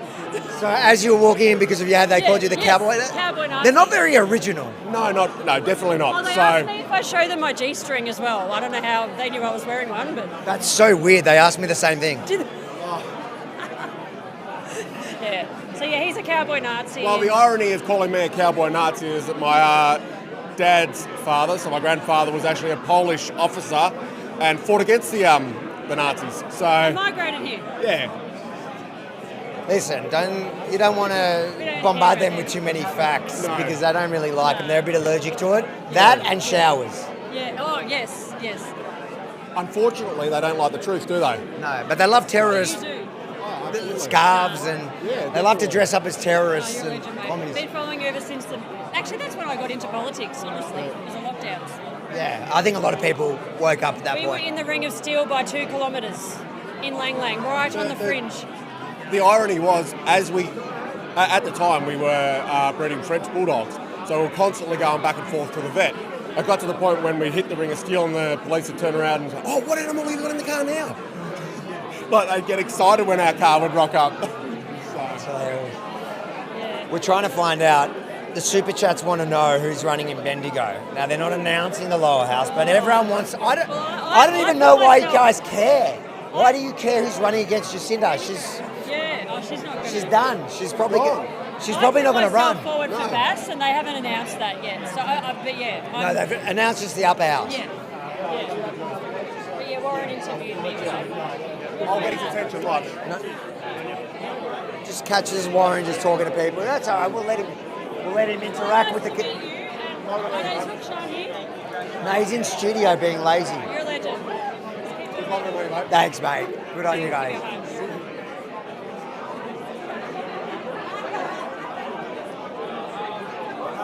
Suddenly everyone wants to talk to Warren. Mr. Popular. I used to go and do an interview with my wife. You know, lovely Kim. Over in the corner there. You know, I'm trying to remember. I know her. She's got red hair. Listen, She's the only one that survived every protest in the world. I do remember. She's got Irish history going way back before the length of the first country.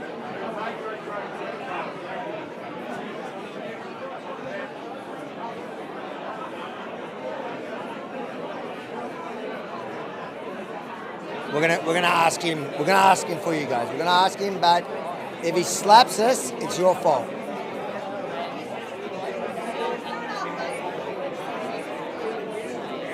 So there's a photo up there. 2 are gone, only 1 more to go. Yes. And then we might make this country a better country. Then we can help the rest of the world. We probably need to help ourselves first. Yeah. Yeah, I know. But that's what I mean. So you're still down our way? Still up our way? He's running. So Avi's just trying to get an interview with Warren Pickering. We'll have a few super chats, guys. So that if you do super chats, we'll try to get that done out there on the field live. A few people asked who is running for One Nation in Bendigo. That's an important question because that was Jacinta Allen's, well, it is Jacinta Allen's seat. So, and more than likely not, it might be, pretty close to being flipped, if not by the Liberals or maybe by One Nation. So it'll be really interesting to know, even the Nationals actually, who from One Nation is running in the seat of Bendigo. But the lower house seats, the candidates have not been announced yet by One Nation. So the announcement today was really around the upper house candidates, and then the announcement of the leader as Warren Pickering, who you're seeing there on the screen, as the leader for One Nation here in Victoria. He will be running in the seat of Pakenham. The Super Chat's driving us nuts. Everyone wants to know who's running against Jacinta Allen. I don't know why they care. Who's running against Jacinta Allen? Mate, I think at this point we could run an empty ticket and probably beat Jacinta Allen in the seat of East Bendigo. That's the official answer to the Super Chat? Oh, yeah, that's the official answer for now to the Super Chat. Yeah. I reckon she's not running, though. Is she going to even run? We've actually got a pretty good candidate. We're looking at shortlisting there, yeah. Do you think she's going to run, though? I reckon she's going to. No, I don't think so. Look, I wouldn't if I was her. If you said you're going to step down regardless, And is that like 2 down, 1 to go? Is that what that sign is? Mate, you're going to interpret. It was actually, I'm stealing it from him. You can interpret that however you like. Now, we had a totally different one ready to go, and then Jacinta Allen stepped down, and that's one we went with. Oh, you can't keep up. No, we can't. Look, at the end of the day, Harvey, both major parties in this state and federally, I've left bottles of milk out on the bench that have lasted longer than the leadership of those parties. So Look, we don't want to change this every second day, so we'll just go with that and stick with it. It's quite generic. I'll leave you to it, brother. Good work. Come. There you go, Super Chat. They say they have a good candidate, but they could. The Super Chat is driving us nuts about who's running in Bendigo. We asked Warren, they want to know who's running against Jacinta Allen. I don't think Jacinta Allen's running, but he says, listen, we have a good candidate, but we could run an empty seat and it would win. Do you agree? Anything is possible. Against Jacinta Allen, anybody can win, really. Even Benji? Do you reckon Benji could win? 100%. You got it. The seat is yours. Yeah. No, we're not going to give the seat of Bendigo to China.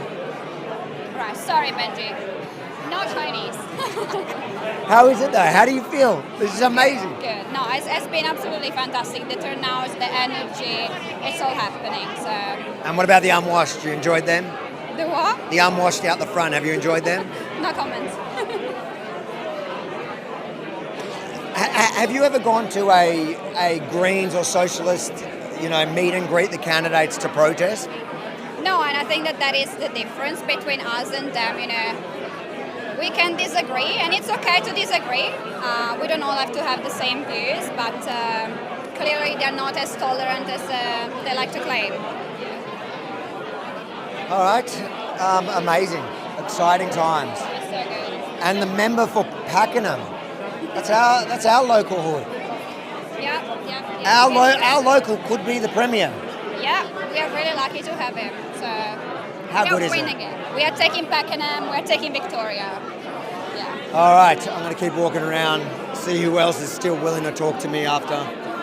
I've got to up Pauline's pay. She's already. Yeah. All the free advertising that she's doing for you. Yeah.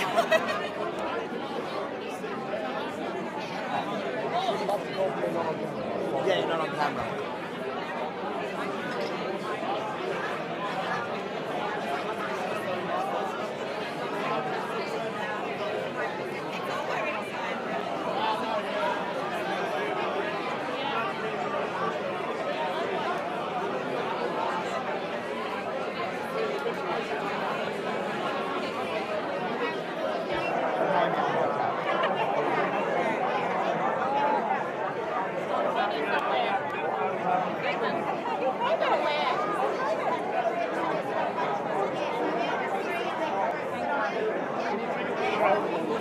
This guy's my hero. I'm from UK originally, but I love this guy. Cheers, thank you very much. Thanks, guys. You're doing such a good job. Thank you so much.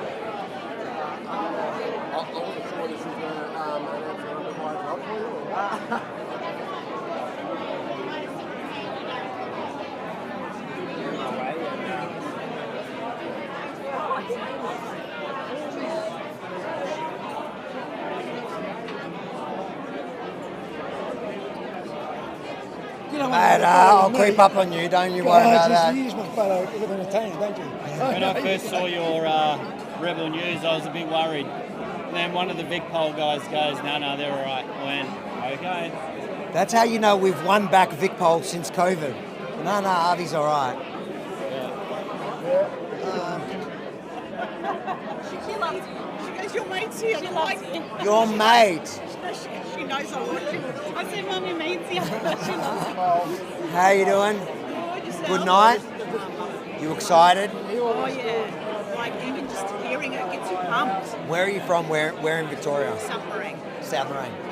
So the north, but see, I don't know how Victorians are. We're not country, obviously. Honestly, I thought Victoria was going to be cooked after the last election, and hope is seeping back in. Yeah, but I'm just wondering more like, because they're the biggest, when they show the primary votes and all that, I'm not full on about those things, right? But when I see it, it makes me nervous. It makes me nervous. I think the polls are encouraging. I've been deployed quite a long time overseas. Tend to favour the other side. There's a couple of young guys since they're so strong, who are in their 30s and I just started slipping into my years. Well, she's been consistently hugely. I'm over there to pay my mortgage off. this mate of mine, he was over there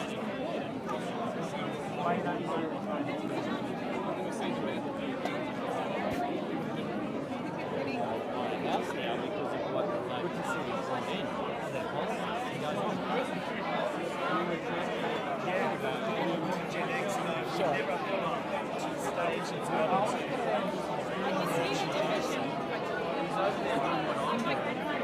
Working overseas to basically stop Chinese fucking influence. That's what we're doing.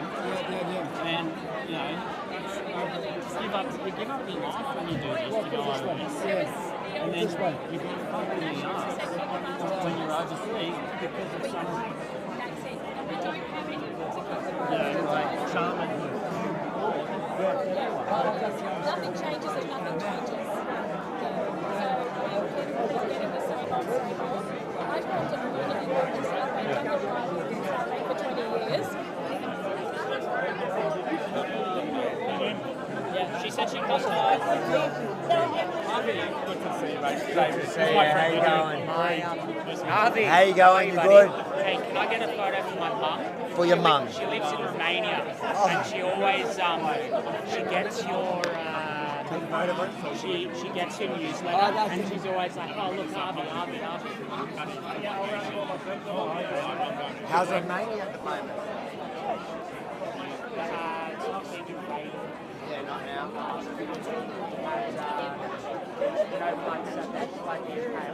No, I'm not all the way to Romania. So the Turks invaded. Yeah. And until 60,000. We've got a history. Yes. How we invaded. I'm not a Romanian fan. Let me write it, because otherwise it's going to catch on the line. Has she lived there long? Like she's lived there? She retired. She went back. How's everything with you? Oh, thank you. Yeah, good. You good? I'm going to introduce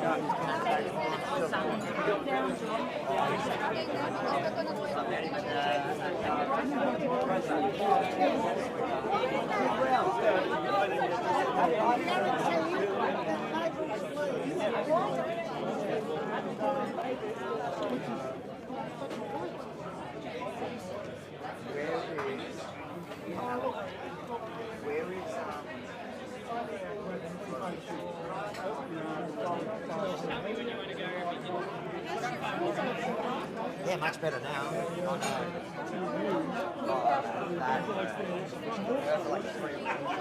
Just better now, I think, mostly. Lots of physio. Let's talk to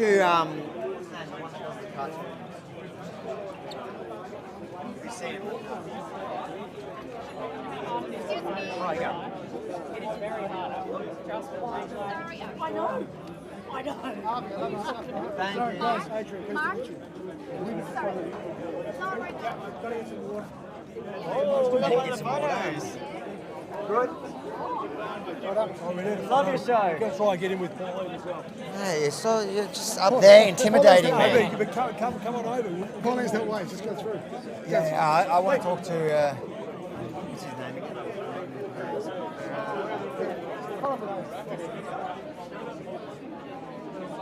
Get that.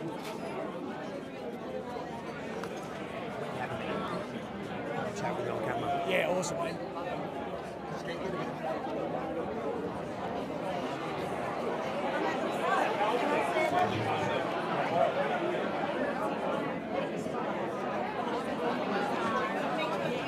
How you doing? You good? That's the girl I was talking about. Yes.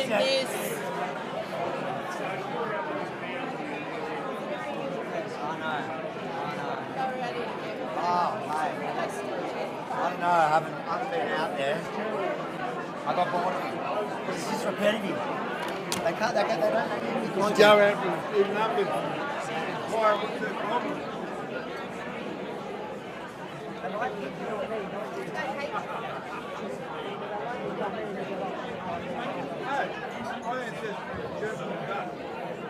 My dad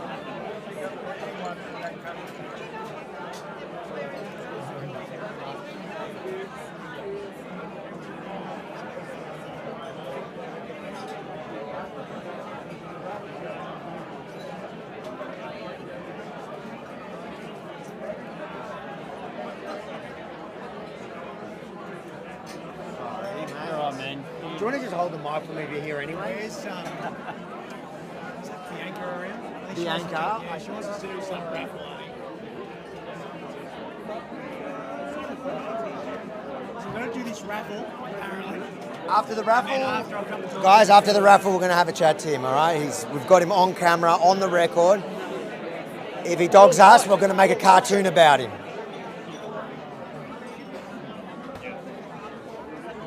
First time I haven't seen you getting beat up. Or someone. You haven't seen me get beat up? Yeah. No, Oh, this is the first time. Yeah. No one's attacking you. Yeah. They're going to do a raffle and then we'll do that interview, and I reckon...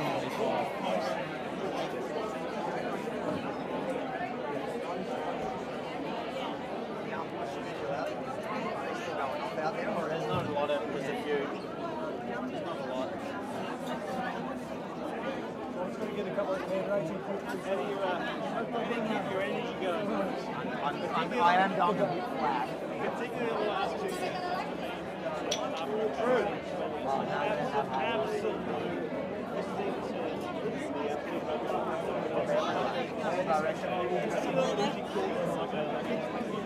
Hi, I'm Natalie. Lovely to meet you. Clark's asked me to come and say hello. Yes, before we get some photos of candidates at Pauline, Absolutely. some pro pics. Yes. We're going to interview a couple of the candidates for you. Yeah, guys, so we're just waiting for Avi. He's trying to interview some of the candidates. You're seeing it's a big pack there around Senator Hanson as she's signing some merchandise for supporters from One Nation.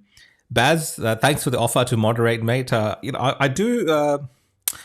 I'm very open to people having a robust discussion. I am trying to be a bit more stern now when it comes to some of the spammers. So I will look into this moderation thing, but I appreciate the support for what we're doing and your super chat, mate. You've a long-time contributor and viewer to the show, and we really appreciate you here at Rebel News Australia. So thanks, mate. If I do ever have a moderator on these channels, it will be you, Baz, the Dark Horse, for sure. 100%. For now, let's just let the chaos kind of take place a little bit. I don't mind the robust conversations that are taking place, but I will be keeping an eye out. Thanks, mate.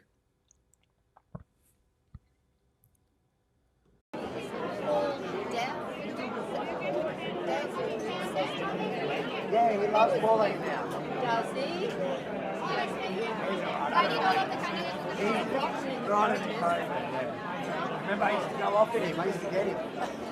I like him now. He's become all right. We'll do this. I got to do this fucking raffle. The raffle first. Yeah, all right. Let's come to it. We'll follow his raffle and then we'll do that. Mate, you didn't have to get me flowers. Well, they're perfect. They suit you. Yeah, they got them perfect. Just for you. Thank you. Thank you.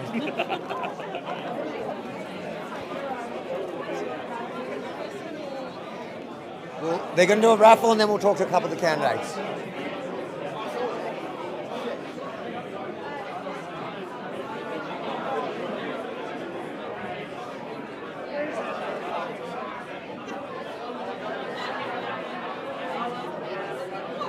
Hold that a second.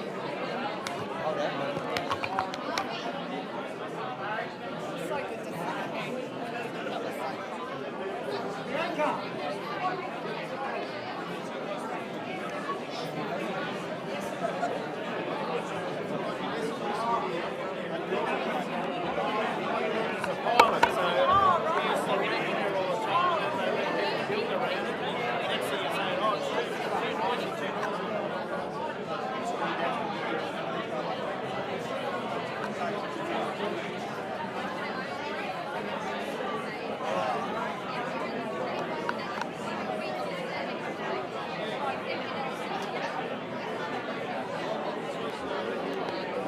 Folks, sorry about this. Sorry to interrupt. I know we're all talking about how we can make Victoria a better place. I just wanted to quickly interrupt. Apparently we've got a raffle tonight, which is very exciting. So, what we have as our prize is a poorly drawn caricature of from the very first season. This is a limited edition piece, ladies and gentlemen. It's number 815 of 1,000, signed by Pauline Hanson. It's a very cool piece. Just FYI, I own the studio that makes this cartoon. I have number 700. So this is not that far off what I have, which is, it's a pretty good piece this. So we're going to draw it. I think we might have to get Pauline up to draw the ticket, right? I think that only makes sense. So, ladies and gentlemen, Pauline Hanson, if we can, Bianca, if you want to come up here with a bucket as well. How exciting. And then, whoever wins, come on up. You can get a photo with Pauline as well. And we'll hand over this wonderful prize. So, I have. You look great. Drum roll, please, ladies and gentlemen. Here we go. The moment of truth.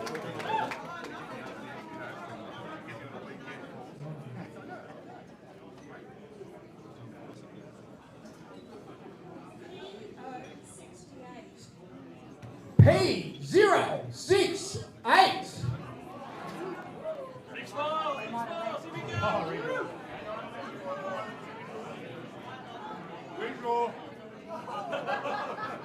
Who's got it? P068?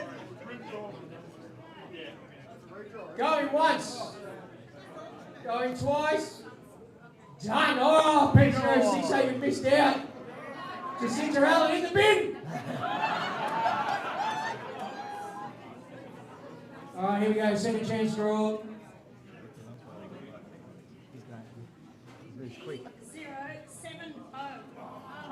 P070.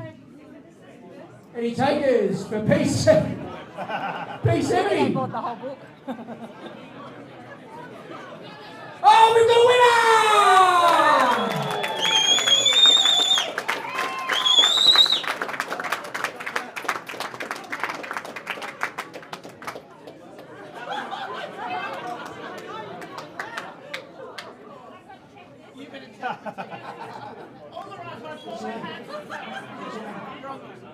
Ladies and gentlemen, Brian won the winner. Yes, Here's the prize.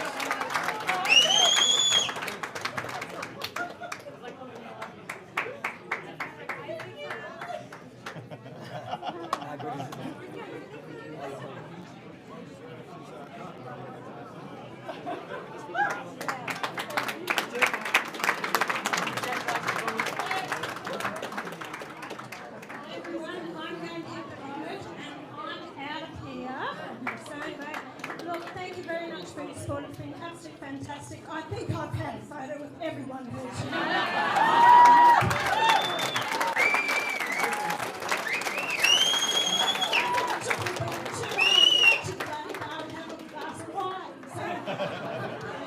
Enjoy the rest of the night. And you know what? You've all come here. You probably don't know the person next to you. I want you to turn to the person to the right of you and say, hello, mate. Hello,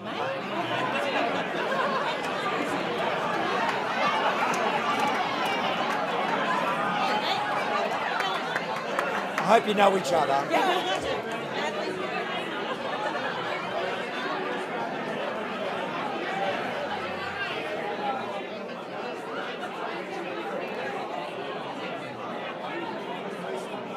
Look what she started.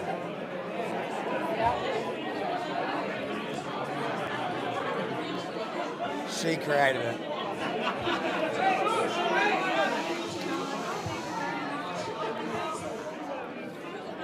She got them talking, couldn't shut them up.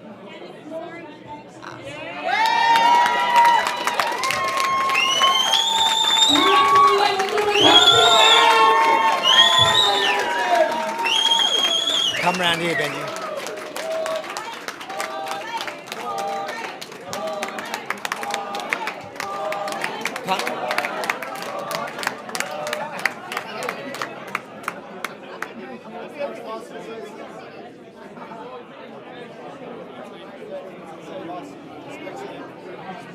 Pauline is about to leave, and we'll talk to a bunch of the candidates before we end this live stream so people can hear from the actual candidates. Can we have a quick chat? Tell us. Probably not. Good. Not yet. Sorry. Who we got? We got her. Can we get a quick chat? Tell us how you're feeling about it all. Big day. Sure. Yep, big day. Good For day. people who don't know who you are, My name's Pauline Hanson. I'm the representative for South East Metro. we've heard in the press conference you were part of the Liberal Party for a long time. Yeah. Why One Nation now? Because the bottom line is that Liberal Party have lost its spine a long time ago, and unlike thousands of other people, it's been death by 1,000 cuts. And there was no one particular issue that sort of tipped me over the line. It was just a multitude of things over a very long time. And I just couldn't do it anymore, quite literally. And One Nation has always stood for the things. My values haven't changed. My core principles haven't changed. And One Nation is standing for those things that have always been important to me. And I'm really happy to help, really want to kind of take Victoria back. So obviously you've got a long history within the Liberal Party, but within politics in general. Are you shocked to see where we are in Victoria now, at a point where she's polling better than both Labor, Liberal, like something that would have been, you couldn't have imagined even 2 years ago? Well, I'm not shocked because all Victorians are really worried about what's happened to our state, and there hasn't been a credible opposition.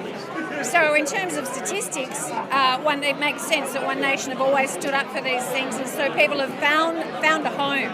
I mean, there's a long time to go. 4 months is a long time before an election. A lot can happen. But I'm pretty confident that One Nation will do very well.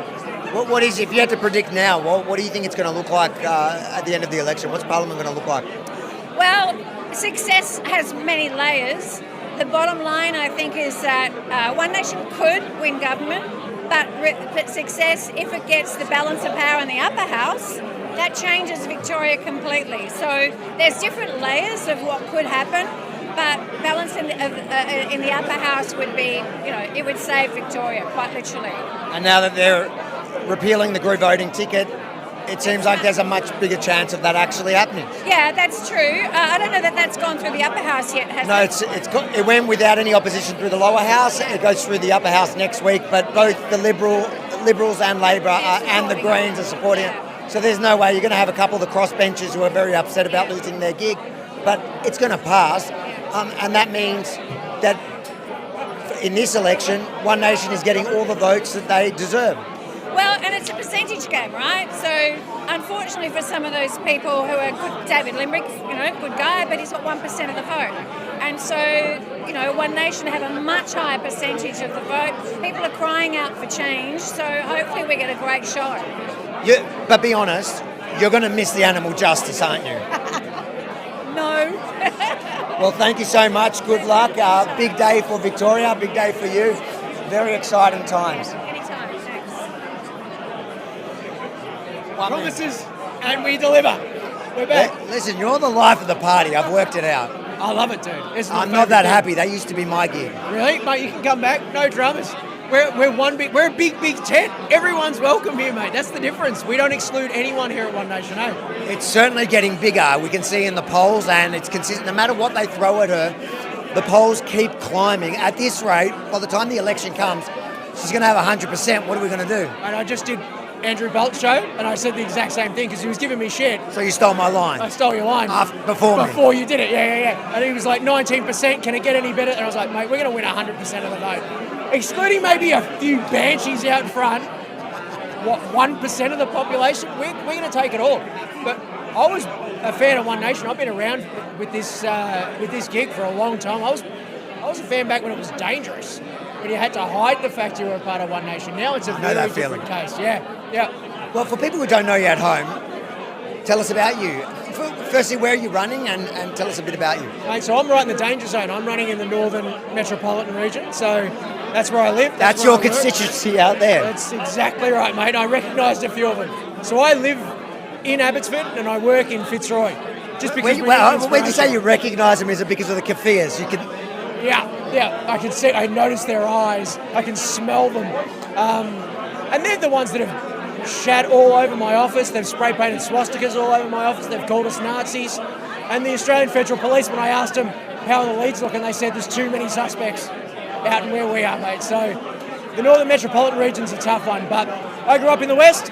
I grew up in Bacchus Marsh, and I went to school at Monash University. I went to law school there. I got an honours degree. I was indoctrinated. I went and entered the real world. I served 6 weeks of professional practice as a criminal lawyer.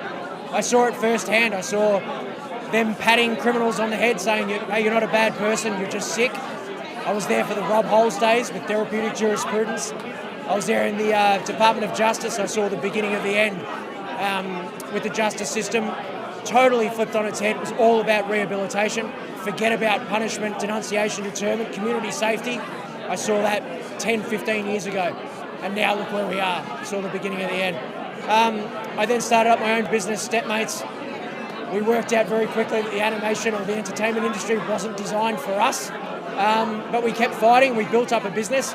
We now employ 25 people, thanks to One Nation, and we keep going. We've now made a feature film, and now I'm stepping up. So for people at home that don't know what you're talking about, you're the man behind those cartoons that crack us up.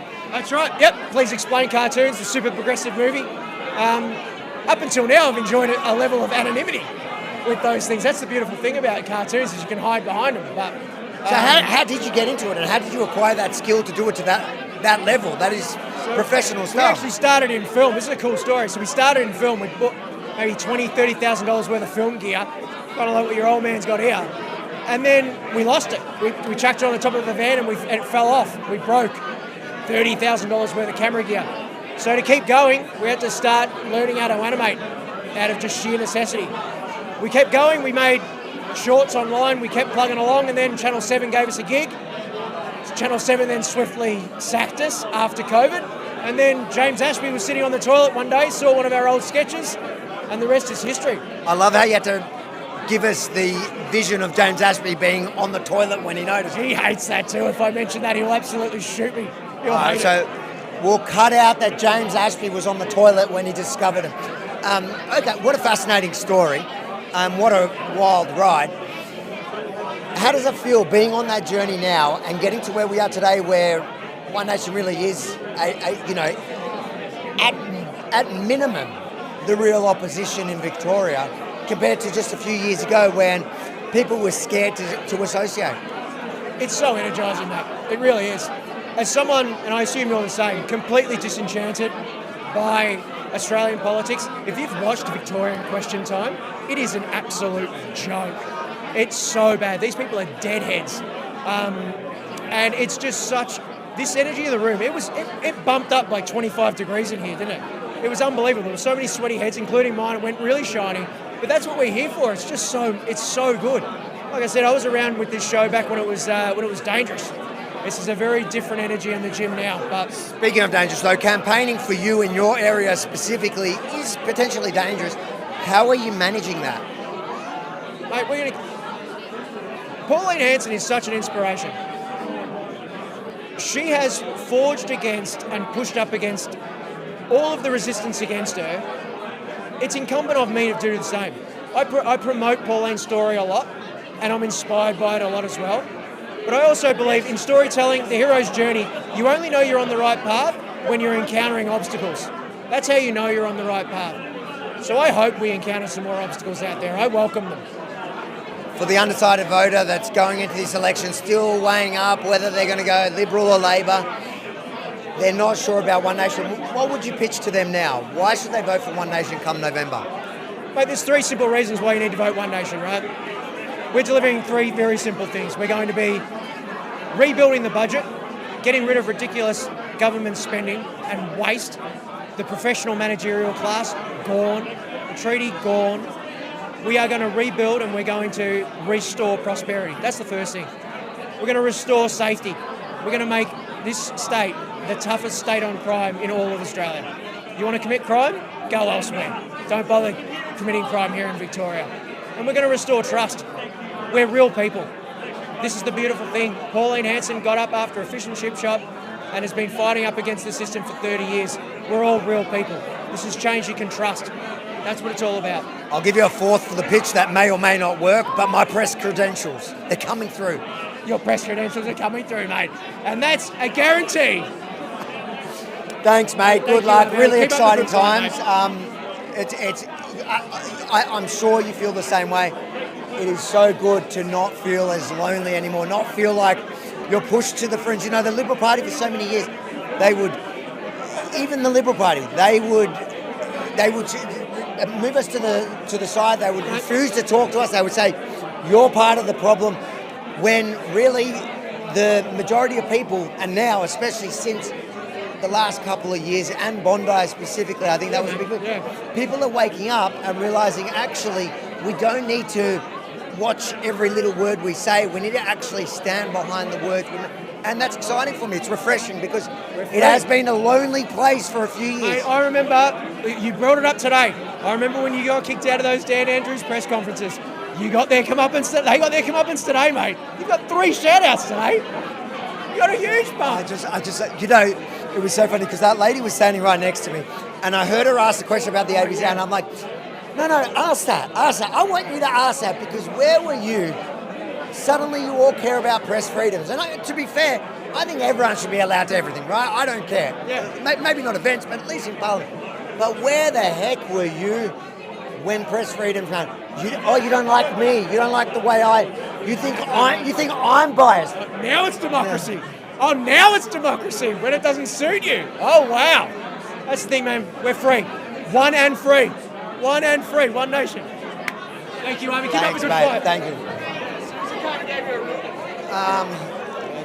Come on to me. Wait, I think you can tell how tired I am already. We might wrap up in a couple of minutes. You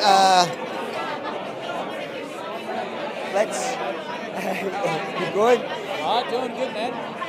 I reckon we're pretty much done. I reckon we wrap up. All right, guys. Oh yeah, we get one more. How do you feel with tonight? Over the moon, pumped, totally pumped for the next several months. Even more excited about the future for Victoria. I know we spoke earlier today. We're live now. Tell people who don't know who you are. Let them know live. Who are you? Okay, hi, I'm Ricky Lee Tyrrell. I'm the member for the Northern Victoria region, and I've been sitting in the Victorian Parliament since 2022, and I am hoping to continue to do that in the next term. The only orange beacon in that dark room until now, but if the polls are anything to believe in, if the group voting ticket is really gone, you are not going to be alone for very long, are you? No, I'm not, and we are going to bring that positive shake-up that Victoria is so desperately screaming for. Real people in Parliament, real representation, hard workers, great ethics. We're going to bring this state back onto its feet. So when you look at elections, there's 2 layers to it, really. There's winning, hopefully having Warren as Premier. That'll be fantastic. But even if you don't get there, the balance of power in the upper house is the next best thing, because that's where we can help ensure good legislation gets through, bad legislation is stopped, and you can actually deal with the government who has to go through. Are you hopeful that no matter what happens come November, that's where we're going to have a real win? Yeah, I'm going to be really biased here because I am in the council. That's where I want the balance of power. The Legislative Assembly, that's great. One nation gets government, that'll be terrific. But the real final straw is the council. We can stop, we can break really good or bad legislation. That is where you need the balance of power. To those that are actually, before we get to that, I just want to ask you, in the last 4 years now that you've been there, what have you witnessed there that you think is the worst, the most disgusting things you've witnessed in that chamber, in the upper house? What is that? What didn't you expect, and what did you expect? How has it been being in there for 4 years? Just how much time is actually wasted with dribble. The politicians getting up and just wasting every last second they have on their debate, and it's just waffle. I'm sitting there, I'm like, we have a really, really beautiful opportunity to do great things for Victoria, and you're standing here talking about your nan's uncle in the past and how that's related to whatever you're talking about right now. And can I swear, it's absolute bullshit. And it drives me mad because I see a job, I want to get it done, and I don't want to waste time. And the amount of time and resources that is wasted in the Victorian Parliament right now with the government and even the opposition, it's disgraceful. That is what needs to stop. We need to get on with the job because we have got one hell of a task ahead of us to clean up this state. What are the most important issues you think need to, for Victoria? Look, crime is a big one. That's the number one for our campaign, but I'm a regional member and road infrastructure is destroying our state at the moment. Everybody uses roads, even if they're not using it directly.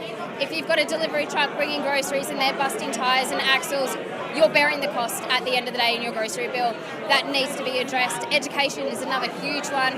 Our children are missing out on a really good, solid education, and agriculture. I want to preserve our prime agricultural industries, and right now they're facing down the barrel of government's obscene obsession with net zero.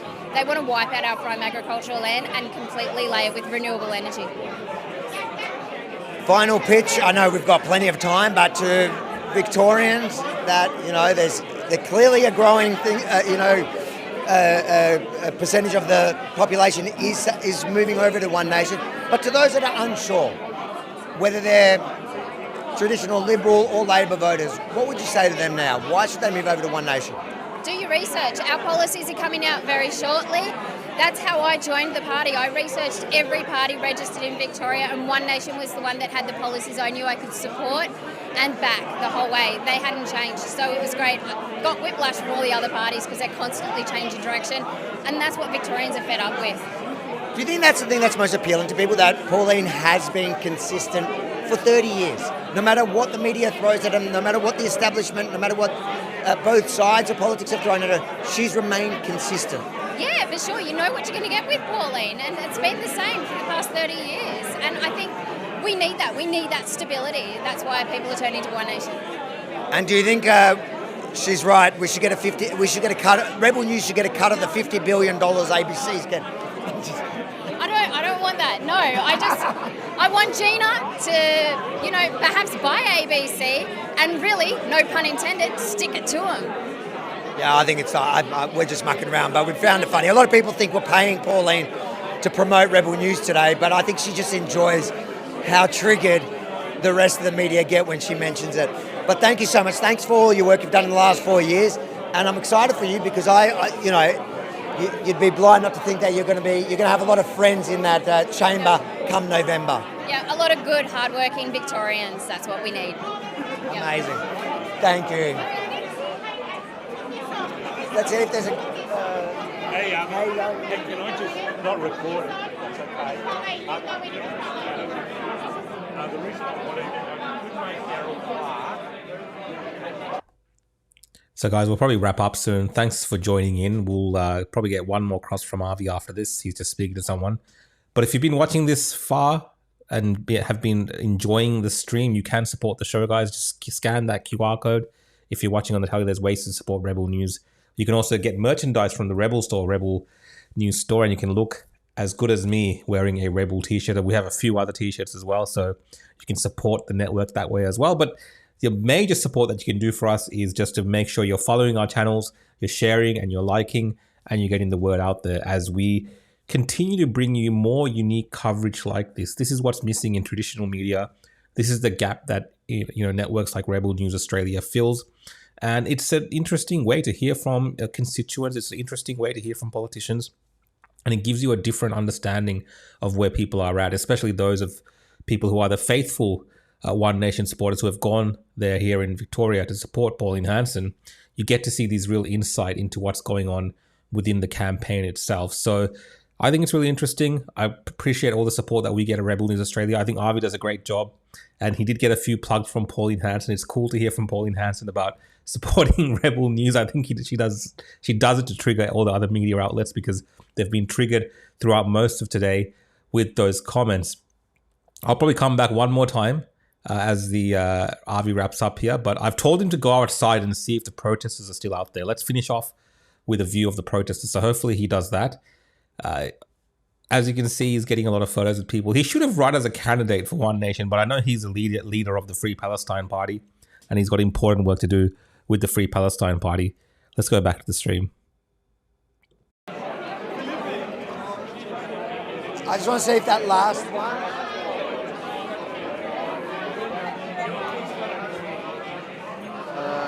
One second.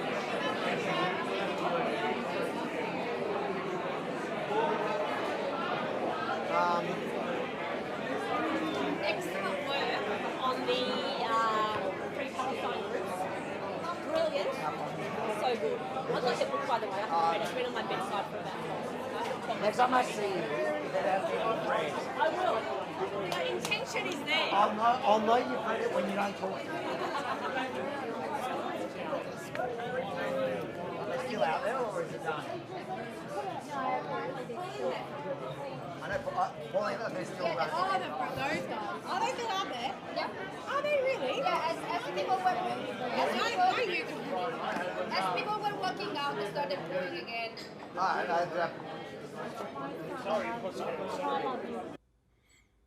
Benji zooming up on the keypad there. Benji, don't try to record people's keypad entries, Benji. Gotta be careful. It's not Hong Kong.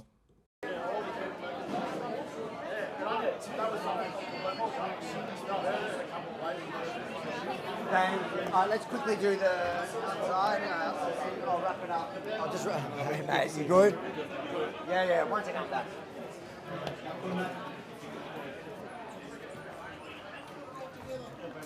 Are they still out there or are they gone? They're gone. Oh, they're all gone? All right. All right, I was just going to wrap up with them in the back, but I'm going to come back 2 seconds. I'll be back. Thanks, man. Beautiful, man. Really good. I'm going to be back in 2 seconds. I'm just going to shut the live and... Oh, they're all gone. Oh, here, to me. Yeah. Yeah, you good? There you have it, guys. I hope you enjoyed tonight. As you can see, the unwashed, it was past their bedtime. I'm surprised they lasted this long. I think Centrelink opens at 8 tomorrow. So they're all out. We're about done here. Beautiful night. They tried to shut it down. As usual, the Kafir Rainbow Alphabet mob achieved nothing but making themselves look like dipshits. Thanks for everybody for tuning in. Make sure to smash that like button before you go, share the stream and subscribe. Over the next few days, we've got a bunch of videos coming out with today's trip and Pauline's this campaign, the launch of this campaign in general. Love you all and thanks for all those super chats. Guys, don't let Rukshan get off easy. Smash super chats now so you have to keep him up all night. We don't want him like the lefties being able to go to bed this early, so keep him up and he has to read every single super chat. God bless. Thank you, Avi. So, guys, we are wrapping up here. I think I've got all the super chats done. Thank you so much for the support for our show, what we've been doing today. I'll just speak to the other camera quickly if we can. But yeah, we're finishing up, guys. Join us again next time we go live. Make sure you're following us on all the channels. So Rebel News Australia on Facebook, YouTube, Instagram. You can find us on X at Rebel News Australia. Of course, follow Avi Yemeni across all the socials as well. And you can also find me at The Real Rukshan across socials as well. We do shows throughout the week. At least I do. I'll probably be back live tomorrow night or Wednesday night. So make sure you're following my channels. I think Wednesday night I'll be back 9 p.m. But yeah, we're going to be really busy this election season with everything that's going on in Victoria. There'll be a lot of events to cover. And just because we have this system in this country where a lot of the minor candidates are ignored, well, not so much anymore with One Nation. I think a lot of people want to get to them, even the mainstream media like the ABC. But there is a gap that networks like Rebel News Australia can fill. So if you're enjoying what we're doing, again, remember you can support what we're doing and ensure that you're following us at least, the minimum, at least follow us if you're not. And that way you can get a notification when we do go live spontaneously when things are happening leading up the state election here in Victoria.